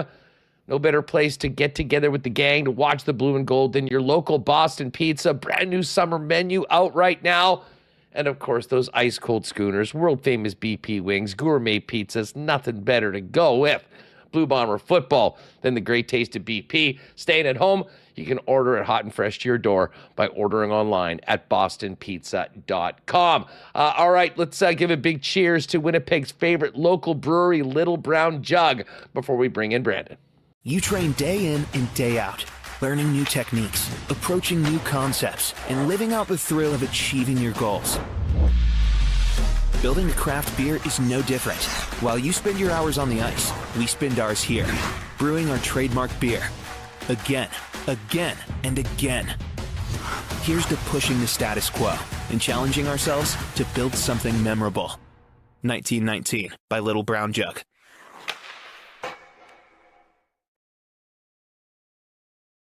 Yeah, there's Huss. He'll be back on Monday. Pleased to be joined by the man with the NFL notebook, Lee Hacksaw Hamilton. Lee, thanks so much for coming on. How's it going? How you staying cool over there in San Diego? Okay, no, I know you guys in Manitoba suffering from the fires, and that's an annual rite of summer down here in Southern California. We've 99 degrees outside. It's just brutal, but luckily for us, knock on wood right now, no fires, but we know they're coming sometime, somehow, some way here across Southern California. So I know it's tough up there with the air quality is really bad. And, we experience that almost now on an annual basis. And just tough part about living in America's finest city. Yeah, Lee, I have your notebook here, and we've just been spending time talking about the NHL's new CBA. Did it very quickly, came together, no issues there. Doesn't seem like that's going to be as easy for the NFL. Mark my word. This is something you need to pay attention to. An arbitrator a couple months ago, after 594 players through the union filed a grievance alleging that there was something wrong with contract negotiations. An arbitrator did a hearing, and he ruled that Roger Goodell told the management council that they should go ahead and not offer guaranteed contracts across the board to quarterbacks. Now, this is the aftermath of the Deshaun Watson fully guaranteed contract in Cleveland. Well, anyhow, players got word of this because suddenly NFL teams were stonewalling all the top quarterbacks whose contracts were coming up. Russell Wilson, Kyler Murray, etc. And they were not offering them full guarantees or, and to a degree, reduced guarantees. They filed a grievance. Well, the arbitrator did this big, long hearing, and they handed out his 61-page written report and indicated he believes that Roger Goodell told the management council, and the management council told the teams, don't give quarterbacks fully guaranteed contracts. Now, suddenly, there's emails and texts that show up from club-to-club officials, including the owner of the Chargers, contact with the owner of Arizona about Kyler Murray's contract. Murray signed a contract that did not have a lot of guarantees. And the Chargers owner, Dean Spanos, complimented Mike Bidwell and said, well, we're going to probably do that too with Justin Herbert. You connect the dots on all this, Michael. This is collusion. You cannot have clubs comparing contract offers to their players with other clubs. There is now a paper trail, an email trail, a text trail. This is collusion. And I think what you're going to see next is the union's going to go back, and the union is going to file a grievance asking for financial damages for the 594 players in this window who put their name to the original grievance. Why the arbitrator did not rule specifically there was collusion, but indicated, I think there was collusion. Why he didn't make that definition is a little bit beyond me. But the union just yesterday just appealed the arbitrator's 61-page verdict, and now it's going to a 3-judge panel. It's going to be evaluated again with all the testimony and all the data. And all the NFL needs to do is look across the street. About 25 years ago, Major League Baseball had an issue with free agent pitcher Jack Morris and a number of other guys. And Jack Morris charged collusion because he didn't get the kind of mega offer he thought he was going to get as a star pitcher when he went on the open market. And the arbitrator in that case ruled baseball colluded against all the free agents led by Jack Morris. They hit major league teams with over $220 million in penalties that were distributed to all the players who were damaged by baseball collusion. So all the NFL needs to do is look across the street at what happened there. This arbitrator could rule the exact same thing here. This could be catastrophic because it involves 594 players.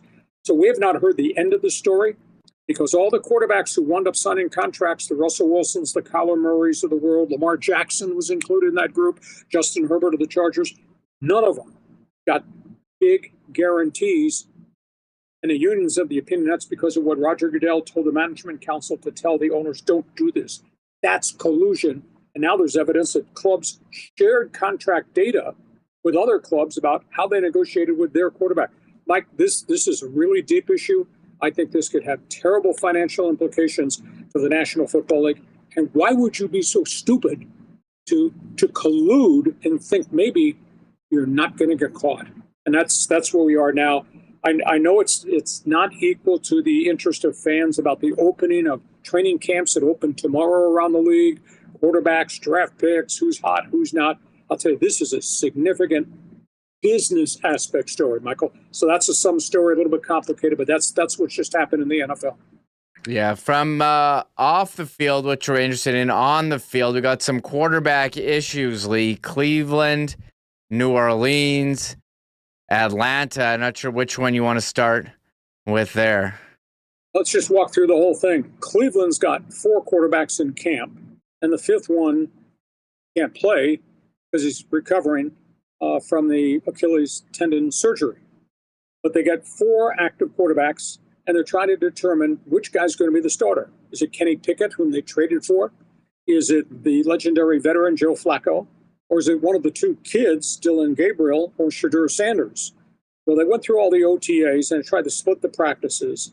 And when they went through the OTAs, they found that Kenny Pickett was really struggling with Ken Stefanski's playbook, the volume of information. And now we find out as their camp opens, Joe Flacco is probably going to be the number 1 quarterback in camp because Pickett just has not been able to digest all the things that Stefanski's demanding. Dylan Gabriel is there. He took the bulk of the rookie snaps. Shadur Sanders is 4th on the depth chart. The Browns had dropped hints, well, maybe we'll carry all 4 quarterbacks on the active 53. I've never heard that anybody in the NFL ever do that. So this is intriguing, but here we are, Cleveland, which is, they created this mess with the quarterbacks with Deshaun Watson's contract that's blown up in their face. They may have to ask 42-year-old Joe Flacco to start the season. because he's better attuned to all the things Stefanski wants rather than Pickett, and because the kids are not ready. So, big story there. Second story is in New Orleans, and this involves their new coach, Kellen Moore, a bright light offensive coordinator. I was told his NFL playbook is like your phone directory. It's unbelievable. And neither one of his quarterbacks, the rookie they just drafted, Tyler Shuck out of Louisville, or the young quarterback who wound up starting a chunk last season, Spencer Rattler, neither one has been able to digest all the things that Kellen Moore wants. So they're going to training camp with neither one of the quarterback really up to speed with all the things they're trying to do. So I think this has real bad implications. And the third storyline is in Atlanta, and half the people around the National Football League are of the opinion, well, you caused this, and making reference to Kirk Cousins. Cousins is really unhappy because now he's the second quarterback in Atlanta behind Michael Penix. And this week he finally broke his silence and he popped off that he feels he was misled, that he would have never signed in Atlanta if he knew they were going to spend a high pick on the Washington Husky quarterback Michael Penix. So Cousins got all this money to go there. He's in the second year of the deal. His contract value is $37 million, 27 salary, and they gave him a $10 million roster bonus to retain him. They can't trade him. Nobody wants that contract. And now he's really unhappy, and he's going to be a distraction. You know, Cousins has always had big paydays in the league. He's never won bleep as a starting quarterback. He's put up big passing yards, but his teams don't go anywhere. And now he's kind of whining and crying about this storyline. If I were Kirk Cousins and I wanted to play somewhere else, I'd take a pay cut. I'd give the $10 million back, the roster bonus back, have Atlanta pay out some of the money, get your outright release, and go on the market and see over the next 6 to 8 weeks if you can find a quarterback job somewhere else. Otherwise, you're going to have an unhappy backup quarterback, and it looks like Penix is going to be the guy. But it's a really weird story, and Cousins has put himself into a bad situation.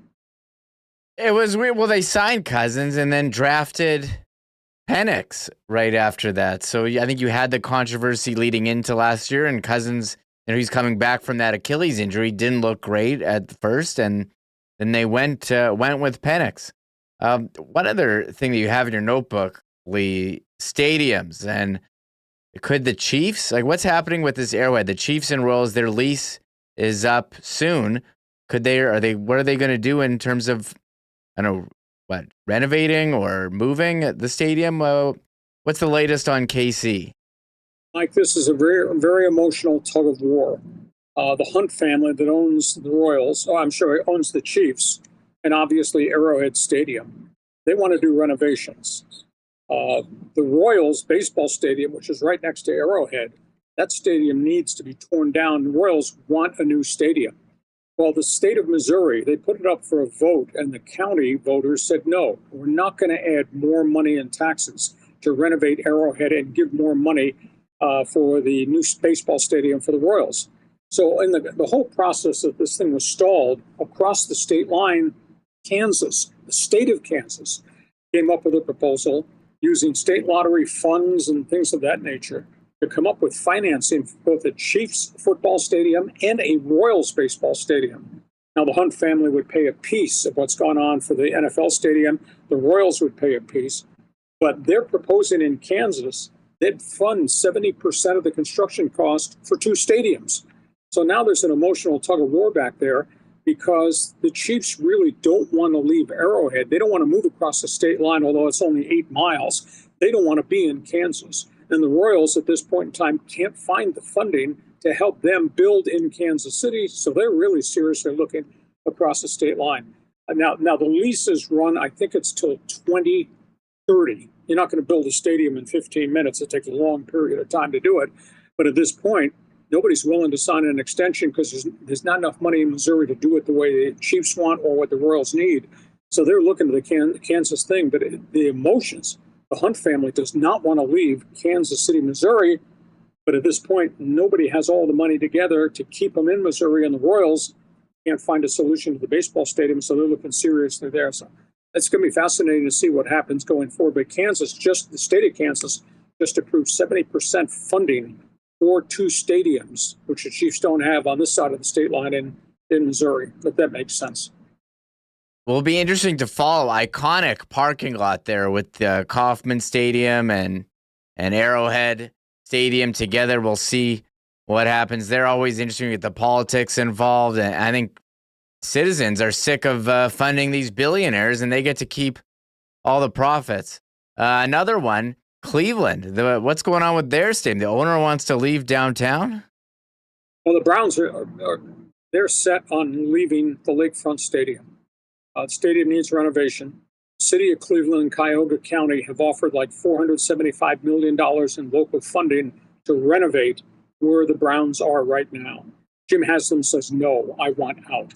Haslam wants to move 15 miles south of downtown Cleveland into an industrial park area called Brook Park. He's come up, he said he'll pay $1.2 billion of his own money. He's already acquired the land, but he wants $1.2 billion in local funding to help him. State of Ohio says they'll pay some of it. City and County of Cleveland said absolutely not. You're not taking the team out of downtown. That impacts too many jobs. It impacts our tax revenues, etc. So they're fighting tooth and nail with Jim Haslam. Haslam wants to build a dome stadium south of Cleveland because he wants it to be a mega entertainment area in which they could host NCAA tournament games and things of that nature. The concept is great, but there's so much legacy about the Browns playing in Cleveland. Mike, this goes back to the old All-American Football Conference. This goes back to 1946 when the Browns franchise was first formed. They've always played downtown. They've always played at that lakefront site on Lake Erie. So this is a very emotional thing there. They've tried to go to court to prevent Haslam from doing it, but the courts have refused to rule that there's anything blocking him when his lease is up from moving. But Haslam does not have all the money, and the city and county of Cleveland are refusing to give him the additional funding to move this thing 15 miles south. And from a downtown perspective, I understand because there's sales taxes on everything that John Q. Fan pays when he goes into that football stadium downtown. That goes into the pool of money that they use to operate the city of Cleveland. So they would lose a significant chunk of change if the Browns were to relocate out of downtown Cleveland. So story it's not at the finish line yet. It's really bitter. And that's on top of everything else. Nobody likes Haslam. He's the one that created this whole mess with Deshaun Watson, the quarterback. He's got a bad product on the field. It's just a real messy situation with the Browns. A lot of off-field stuff that we've discussed here today, Lee, but on the field, training camps kick off tomorrow. What are you looking out when the players take the field this summer? Well, the Chargers and the Detroit Lions are the first two into camps because they're going to play in the Pro Football Hall of Fame game in Canton, Ohio, very early in August. The Chargers under Jim Harbaugh's second year, they think they're poised to be a playoff team and take that next step. I'm fascinated with everything here. We are in the AFC West. If you look at the coaching. I mean, you got Andy Reid and all of his rings there in Kansas City. You got the brilliance of Sean Payton, who's got a ring in Denver. You got Jim Harbaugh, who's won everywhere he has been. He's in his second year now with the Chargers out of Los Angeles. And then you got Pete Carroll and everything that's new, including really a new culture, a new leadership format with the Raiders. So a lot of people are going to pay attention to storylines in the AFC West. It might well be the best division in all of pro football. But again, these are the first two teams. Chargers, Lions go into camp. Some more will show up at the end of next week. We got some holdout situations in Pittsburgh with T.J. Watt, in Cincinnati with their top pass rusher, Trey Hendrickson. So there's still some contract things that have to be solved in a few other places around the league. But we're ready. We're ready for NFL football. We're ready for football, Lee, and we'll be checking. I'll let people know where they can find all your content from the NFL Notebook. Well, I like to call everybody from Winnipeg who joins as part of my O Canada network because I do cover a lot of hockey. But if you like sports, check my podcast. It's on YouTube, Lee Hacksaw Hamilton. Just check that out when you're done watching this one. It's there on the YouTube channel permanently. We're on Mondays and Thursdays at 1:30 Pacific. And if you like sports, I write sports every day of the week. It's on my website. It's all written. It's absolutely free, LeeHacksawHamilton.com. And we love to have the O Canada Network join us for what I call Fans Forum, because when we're done, we open it up, give the fans an opportunity to jump on board. So that's what I'm doing down here while you're doing what you're doing up there. Perfect, Lee. Thanks again. Can't wait to catch up with you next week. Mikey, have a great sports weekend. Thanks, man. Thank you. There he is, Lee Hacksaw Hamilton. Follow him on X. Hacksaw 1090's putting out stuff on Instagram as well. And here on YouTube, I have the link to his YouTube channel in the description. Pumped to have Connor Hrabchak hop back in here in a second. The marble race is open! Exclamation mark marbles in the chat if you want to get in on that. We do have some, well, I guess some minors. There is a hockey signing, We've been talking about the free agents still available. But here, let me get to this. We do have, if you're looking for something to do this weekend, the Winnipeg Goalies, their home fireworks tonight. Great chance to get out to the ballpark. Weekend series, Kansas City. We just talked about them. Kansas City's in town for the fireworks. Last night it was shirt off our backs night. Tickets 204-982 base. We did have such an amazing time a couple weeks ago for our night out at Blue Cross Park. So if you do have a large gathering, hey, no better place than the patio out there that we took over in left field. So great time at the Goalies. Make sure you check them out home this weekend. Assiniboia Downs, live racing Tuesday and Thursday. Had some great nights so far.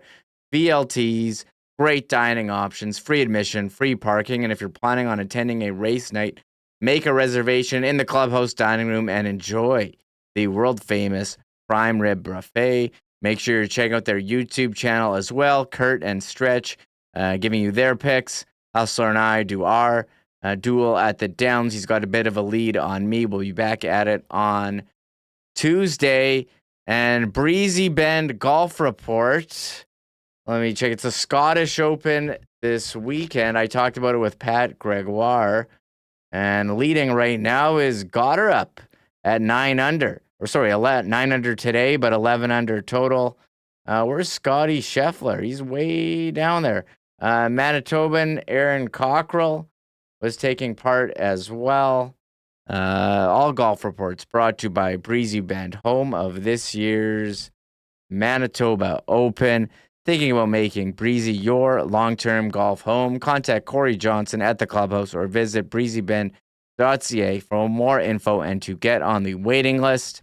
And also Manitoba Open Pro-Am looking for participants. Go to manitobaopen.com, click on Pro-Am. Morning, afternoon, tea times, 2 meals, play 18 holes with 2 PGA Tour America's players.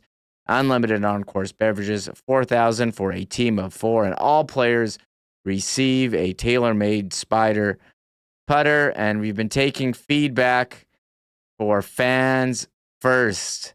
Fans First, your best option for buying and selling tickets in Winnipeg with no fees. What you see is what you pay. Certainly the best place if you have a pair of seats.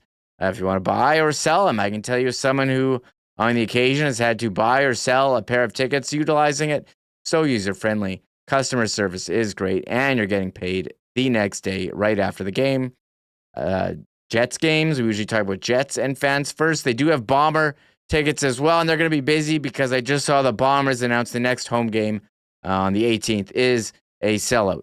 No doubt about that. And any fans fear, we did have some great conversation about Kyle Connor in the chat and what's going to happen with him. He is eligible for an extension. Fan feedback brought to you by Fans First, your number one spot for buying and selling tickets by fans, for fans, no fees. Connor, welcome back. I need a drink of water after all that.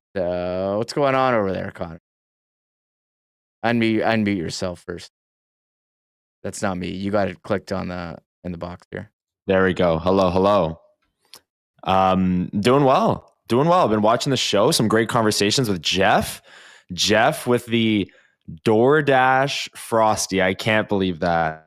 I've never done delivery service. There's a couple, take your pick, for fast food. I can't do it. I'll go out and drive. I'll never do it there.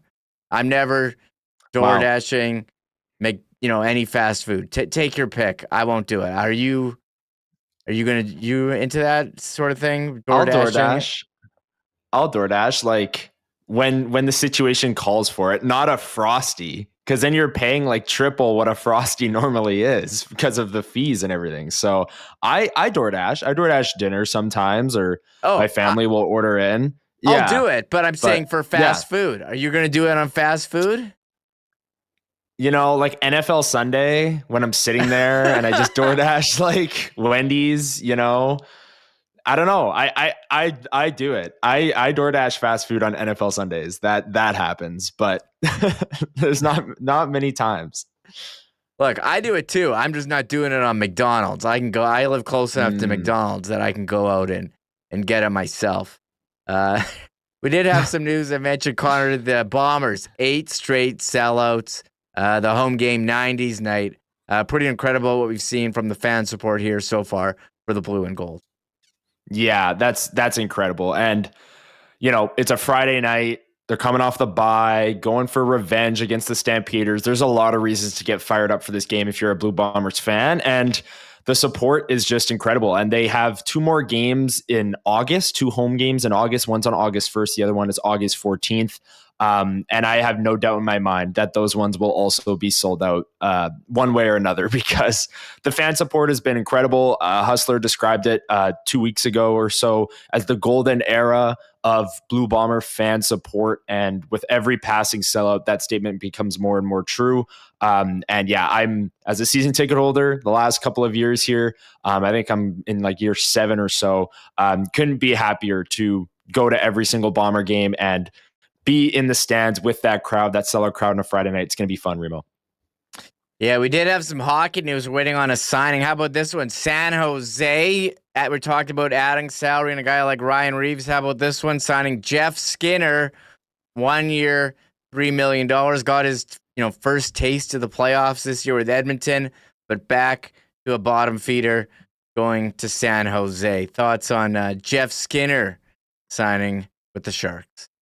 Yeah, he was one of the signings for the Oilers last offseason, him and Victor Arvidsson, that I thought was going to be a good addition to their middle six, and it didn't turn out that way. Both of those players were in and out of the lineup during the playoffs, didn't really have much of an impact. Jeff Skinner is getting older. He's a goal scorer, and you thought maybe he'd play with a Connor McDavid on the top line at times and take passes from him and be able to put up better numbers than he did, but it clearly didn't work out, and there's not much interest from the contending teams, and San Jose is willing to pay. And a 1-year contract for Jeff Skinner as well for San Jose.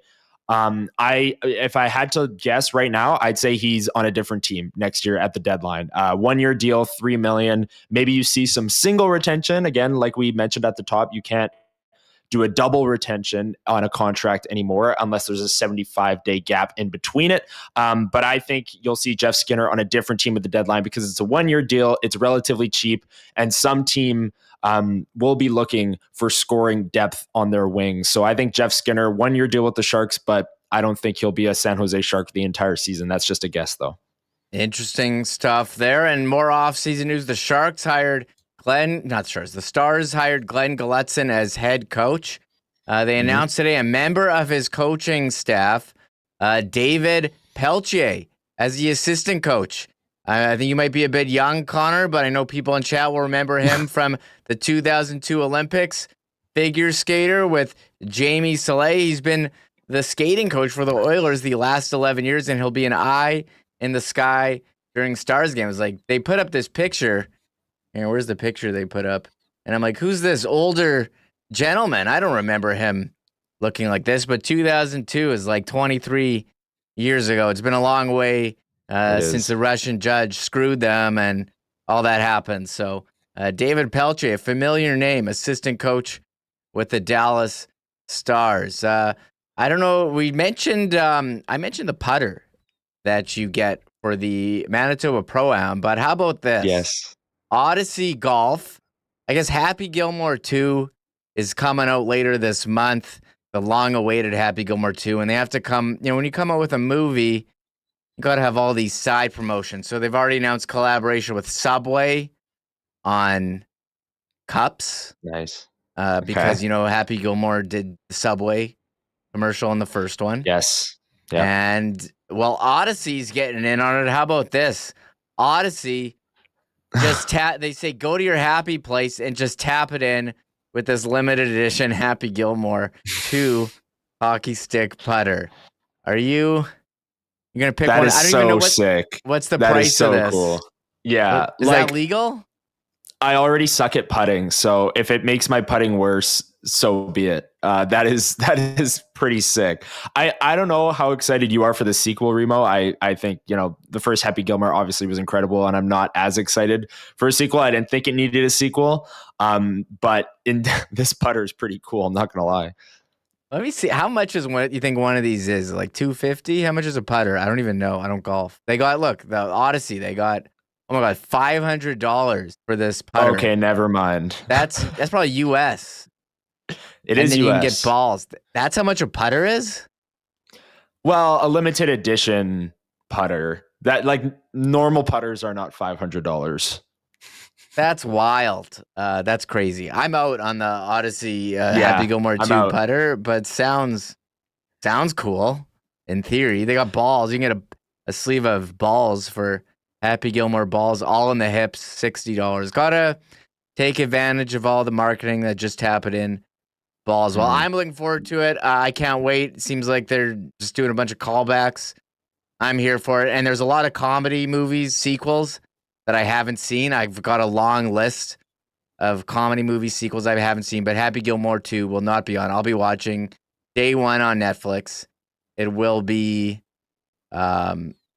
it's disappointing that it won't be in theater, that I can't experience it with I would go crowd. to the theater.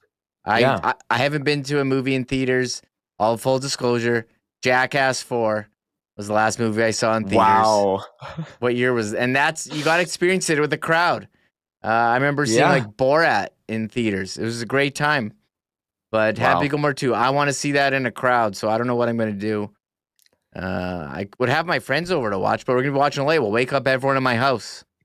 Watch it. So true. I don't know. I got to figure out some way to watch this thing. I'm a big movie theater fan. I would have loved to go see Happy Gilmore 2 in a theater. I just went and watched the new F1 movie. I thought it was amazing with Brad Pitt.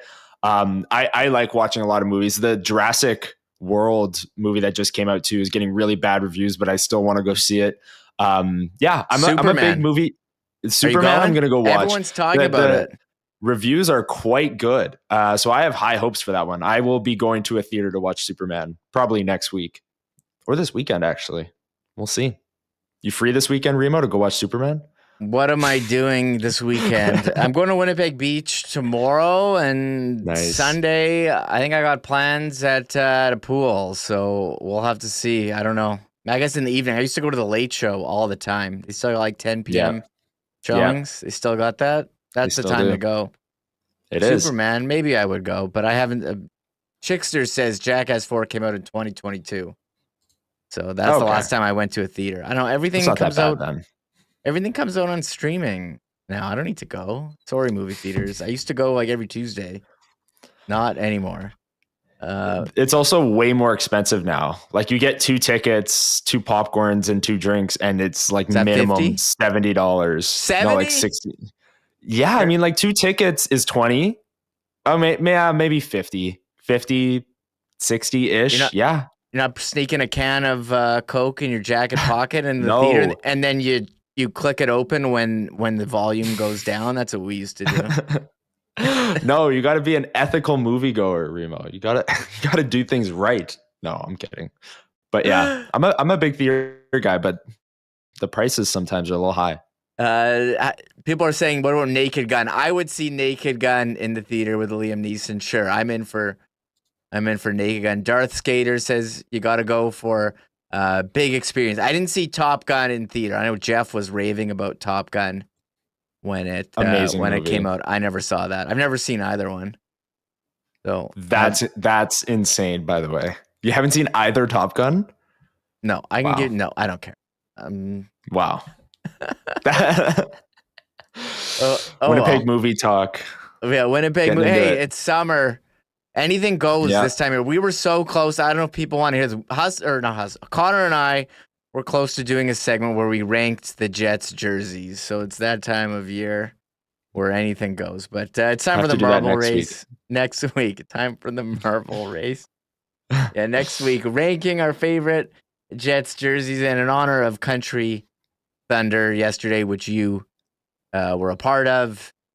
Here's the Country Marble theme song. Nice. It's Friday, another week of work's gone by. You deserve to treat yourself, maybe an ice cream truck or a bottle of beer. Following the whole day in, so lax you can't deny. Why use effort even for pleasure? Give blind luck a try. It's time to do a marble race. No skill separating best to worst. Marble race. Just tie the marbles with the punctuation first. Marble race. Truck beer, blue jeans girl, back from town. Truck beer. Marble race. To your mark before it's too late. Set, go. Truck. I forgot about that. They play that one at the Country Thunder yesterday. That was the encore. Yeah. Riley Green going out with the Marble Race theme song. Still waiting one time for Tristan Rivers at one of these events to do a live rendition of the Marble theme song. I did see him he's at Kenny and Randy's party, been at some of our events, but never pulled out the acoustic guitar or anything. Well, here we got. I got the marbles, Connor. 207 right now in the race. 207. Pretty good for a random summer Friday. People know that it's Friday. They're coming out. We got I think this is the highest, aside from Monday. Monday was a good show.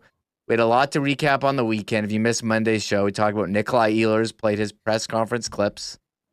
I think I got to start using some of his lines.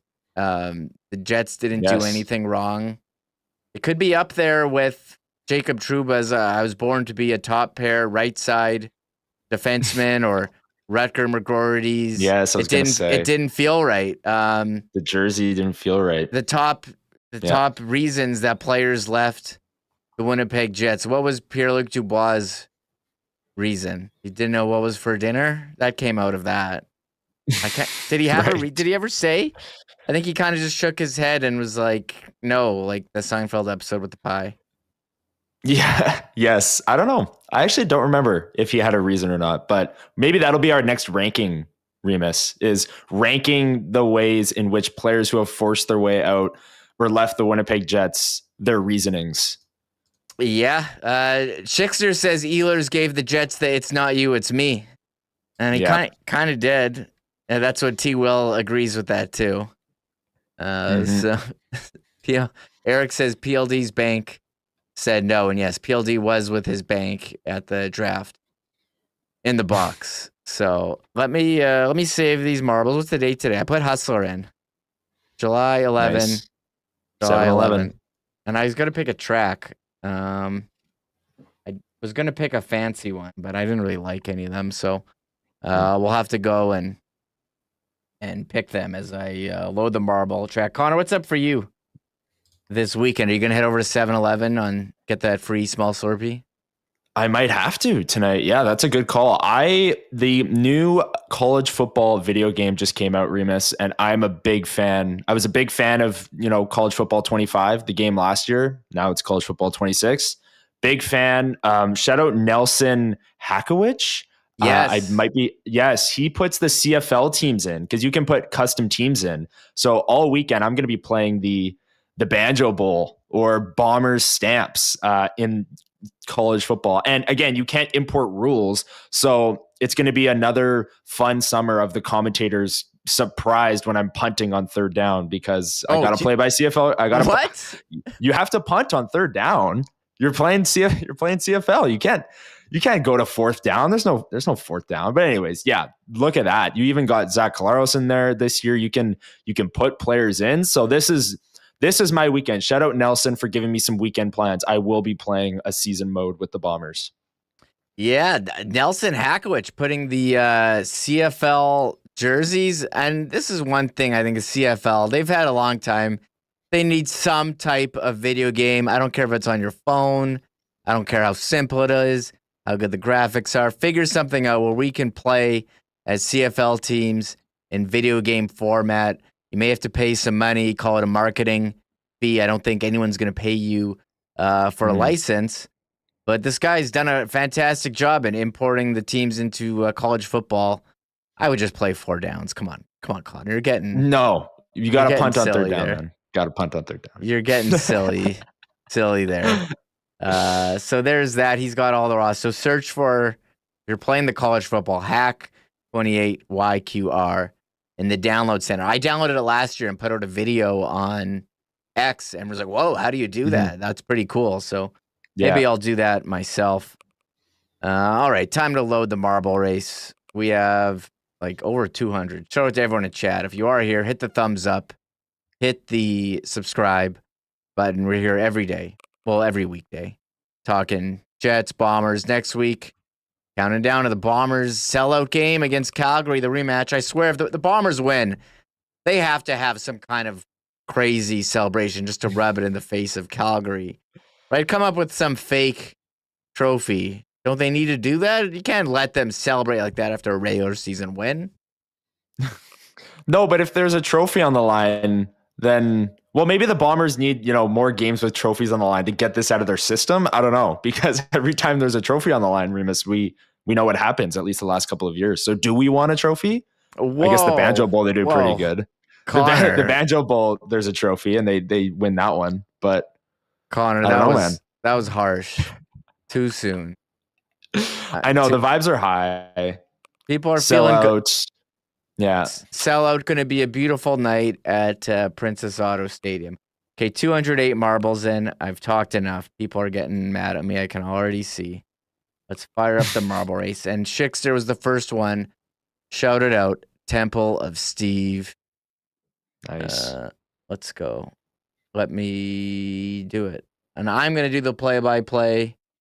I look forward. That's the best part of Hustler leaving. I get to practice my play-by-play. Everyone has always dreamed of being a play-by-play guy. So it looks easy. These guys make it look easy, but it is extremely difficult. And my water, it's been empty for a while. Here we go. We're at the Temple of Steve. Wait, that's not the right number of marbles. Hold on. I want to make sure that it's today. I got to make sure it's today's list and the right number, because I loaded in 208 marbles. Let's do it again one more time. 208 marbles at the Temple of Steve. Scrolling down as everyone waits. I know Bardo is in is at Folk Fest actually watching this, and the band she wants to watch is on stage, but she's there on her phone watching the marble race. So shout out to Bardo at Folk Fest. Awesome stuff. And we're off. We're at the Temple of Steve as requested by Schickster. Shout out to Schickster. He took down the Pat Mayo Cool Bet tournament for poker this week. Big poker guy. So they are going into the funnel here. And the Friday marble race, it is July 11. Who is going to come out first? I see Spency in there, but it's really anybody's race at this point. Spency's out. Andrew Bradshaw, the birthday guy this week, Rick Benson, and Jeremy Nickerson, who was DMing with me about the Sportsnet Plus increase. He's not happy, as many hockey fans are. I don't expect anything to change, but we can sit here and shake our fists, right? There's Spency, Andrew Bradshaw, Rick Benson still going through this board. And who's going to come through? Oh, it's K6000 pushing through, and Jeremy Nickerson 1-2, getting a bit of a lead there down the ramp, but there's a whole whack of marbles behind them. The course splitting in two different directions. I see Jeremy Nickerson still in first, gets through that obstacle. Ryan Kiernicki just behind him. They're going through this swirl here. They're going to come out the bottom, and we will see who's in first place. They're going down this loop-de-loop, one on each side, and it is still Jeremy Nickerson in the lead. I see T. Will in there, Pretty and Pionk, and Ryan Kiernicki. That is your top 5, and they're getting knocked around on this spinner, and it's Kelly Menard gets into first place. Cigars for everyone in the mix. Now, T. Will, Pretty and Pionk, and this is the Temple of Steve. It does have this wonky finish. So that finish line is going back and forth. Whoever falls in first will be the winner. We're going to have a lot of eliminations. Cigars for everyone. Kelly Menard into the bowl. Who is it going to be? The ball's on this side. I see T. Will in there. Dallas Pauls. Back to this one. Kelly Menard in. Cigars for everyone. It's moving back and forth. T-Bone gets in there first out of nowhere. Where did he come from? T-Bone with the win. Devin Ramsey in second. Dallas Pauls, BMCB, Pretty and Pionk, Spency, Camaro 928, Chucker, Sean Gange, and T. Will, your top 10. What a finish there. I think T-Bone was one of like the original winners a couple years ago. So shout out to how many T's is that? 1, 2, 3, 4, 5 T's. T-Bone. What a race that was. Hey, the Temple of Steve is pretty crazy. Temple of Steve never fails. Never fails. It's always a good race. You know what? You just want to have some suspense, I think, with who's going to win, and it was anyone's game. It's kind of it's an odd one, Temple Steve. I do like it. Some people do get screwed, unfortunately, but I think you want an entertaining finish, and we got that T-Bone coming out of nowhere. And here's the list.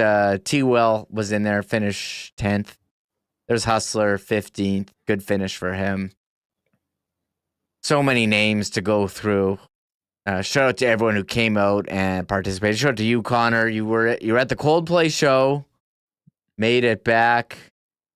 Great having you part of this, chopping it up, talking CBA, talking NCAA football. I think, didn't the new Tony Hawk come out? Tony Hawk 3+4, I think came on an Xbox Game Pass. I might be firing that one up. Nice. Yeah, I love being on the big show, Remo. Thanks for having me. And you, as usual, killed it in the host chair and running the show simultaneously. Very difficult to do. You nailed it all week long. And glad to have Huss back next week as well. Yes, I'm glad to have Huss. I know some people in chat mentioned they're big fans of Huss. They'll want to see him back next week in the big chair as well. Monday's show, recapping the weekend, CFL Week 6. We'll have Bomber practice notes. Who's going to be, on the practice field, back from bye. Chet's offseason. Will we have any RFA signings? I looked it up. Morgan Barron signed in 2023, July 18. Well, July 18 is next Thursday, so maybe we'll have some signings. Wouldn't that be nice? We'll have some AAVs to talk about.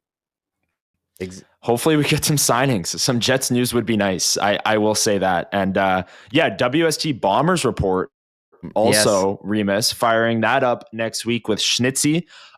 We recorded last week's, but decided to just keep it as kind of a dress rehearsal. Had some technical difficulties in terms of audio and stuff, but we've figured that out. Episode 1 will be coming this week. Preview of the Calgary game, recapping the first 4 games of the year as well. So look for that Monday. Me and Zach Schnitzy from Bonfire Sports, firing up WST Bombers report. Super excited for that. Awesome. Well, shout out to everyone who came out and said hi. I know a bit of a slower week, and I appreciate all the support from everyone. So great to see so many familiar names in the chat, and even the new ones who are just finding us here on YouTube, on podcast. What a week. Connor, I'm going to go get one of those Slurpees after this. I got to go. You've earned one. I'm off. I've definitely earned one. Going to need to lie down. So for Connor Hrabchak, I'm Michael Remis. This has been another fantastic edition of Winnipeg Sports Talk Daily. See ya. Oh my God! Oh! Shut it down! Let's go home! Thanks for tuning in to Winnipeg Sports Talk Daily. Make sure to subscribe on YouTube and your favorite podcast feed at winnipegsportstalk.com.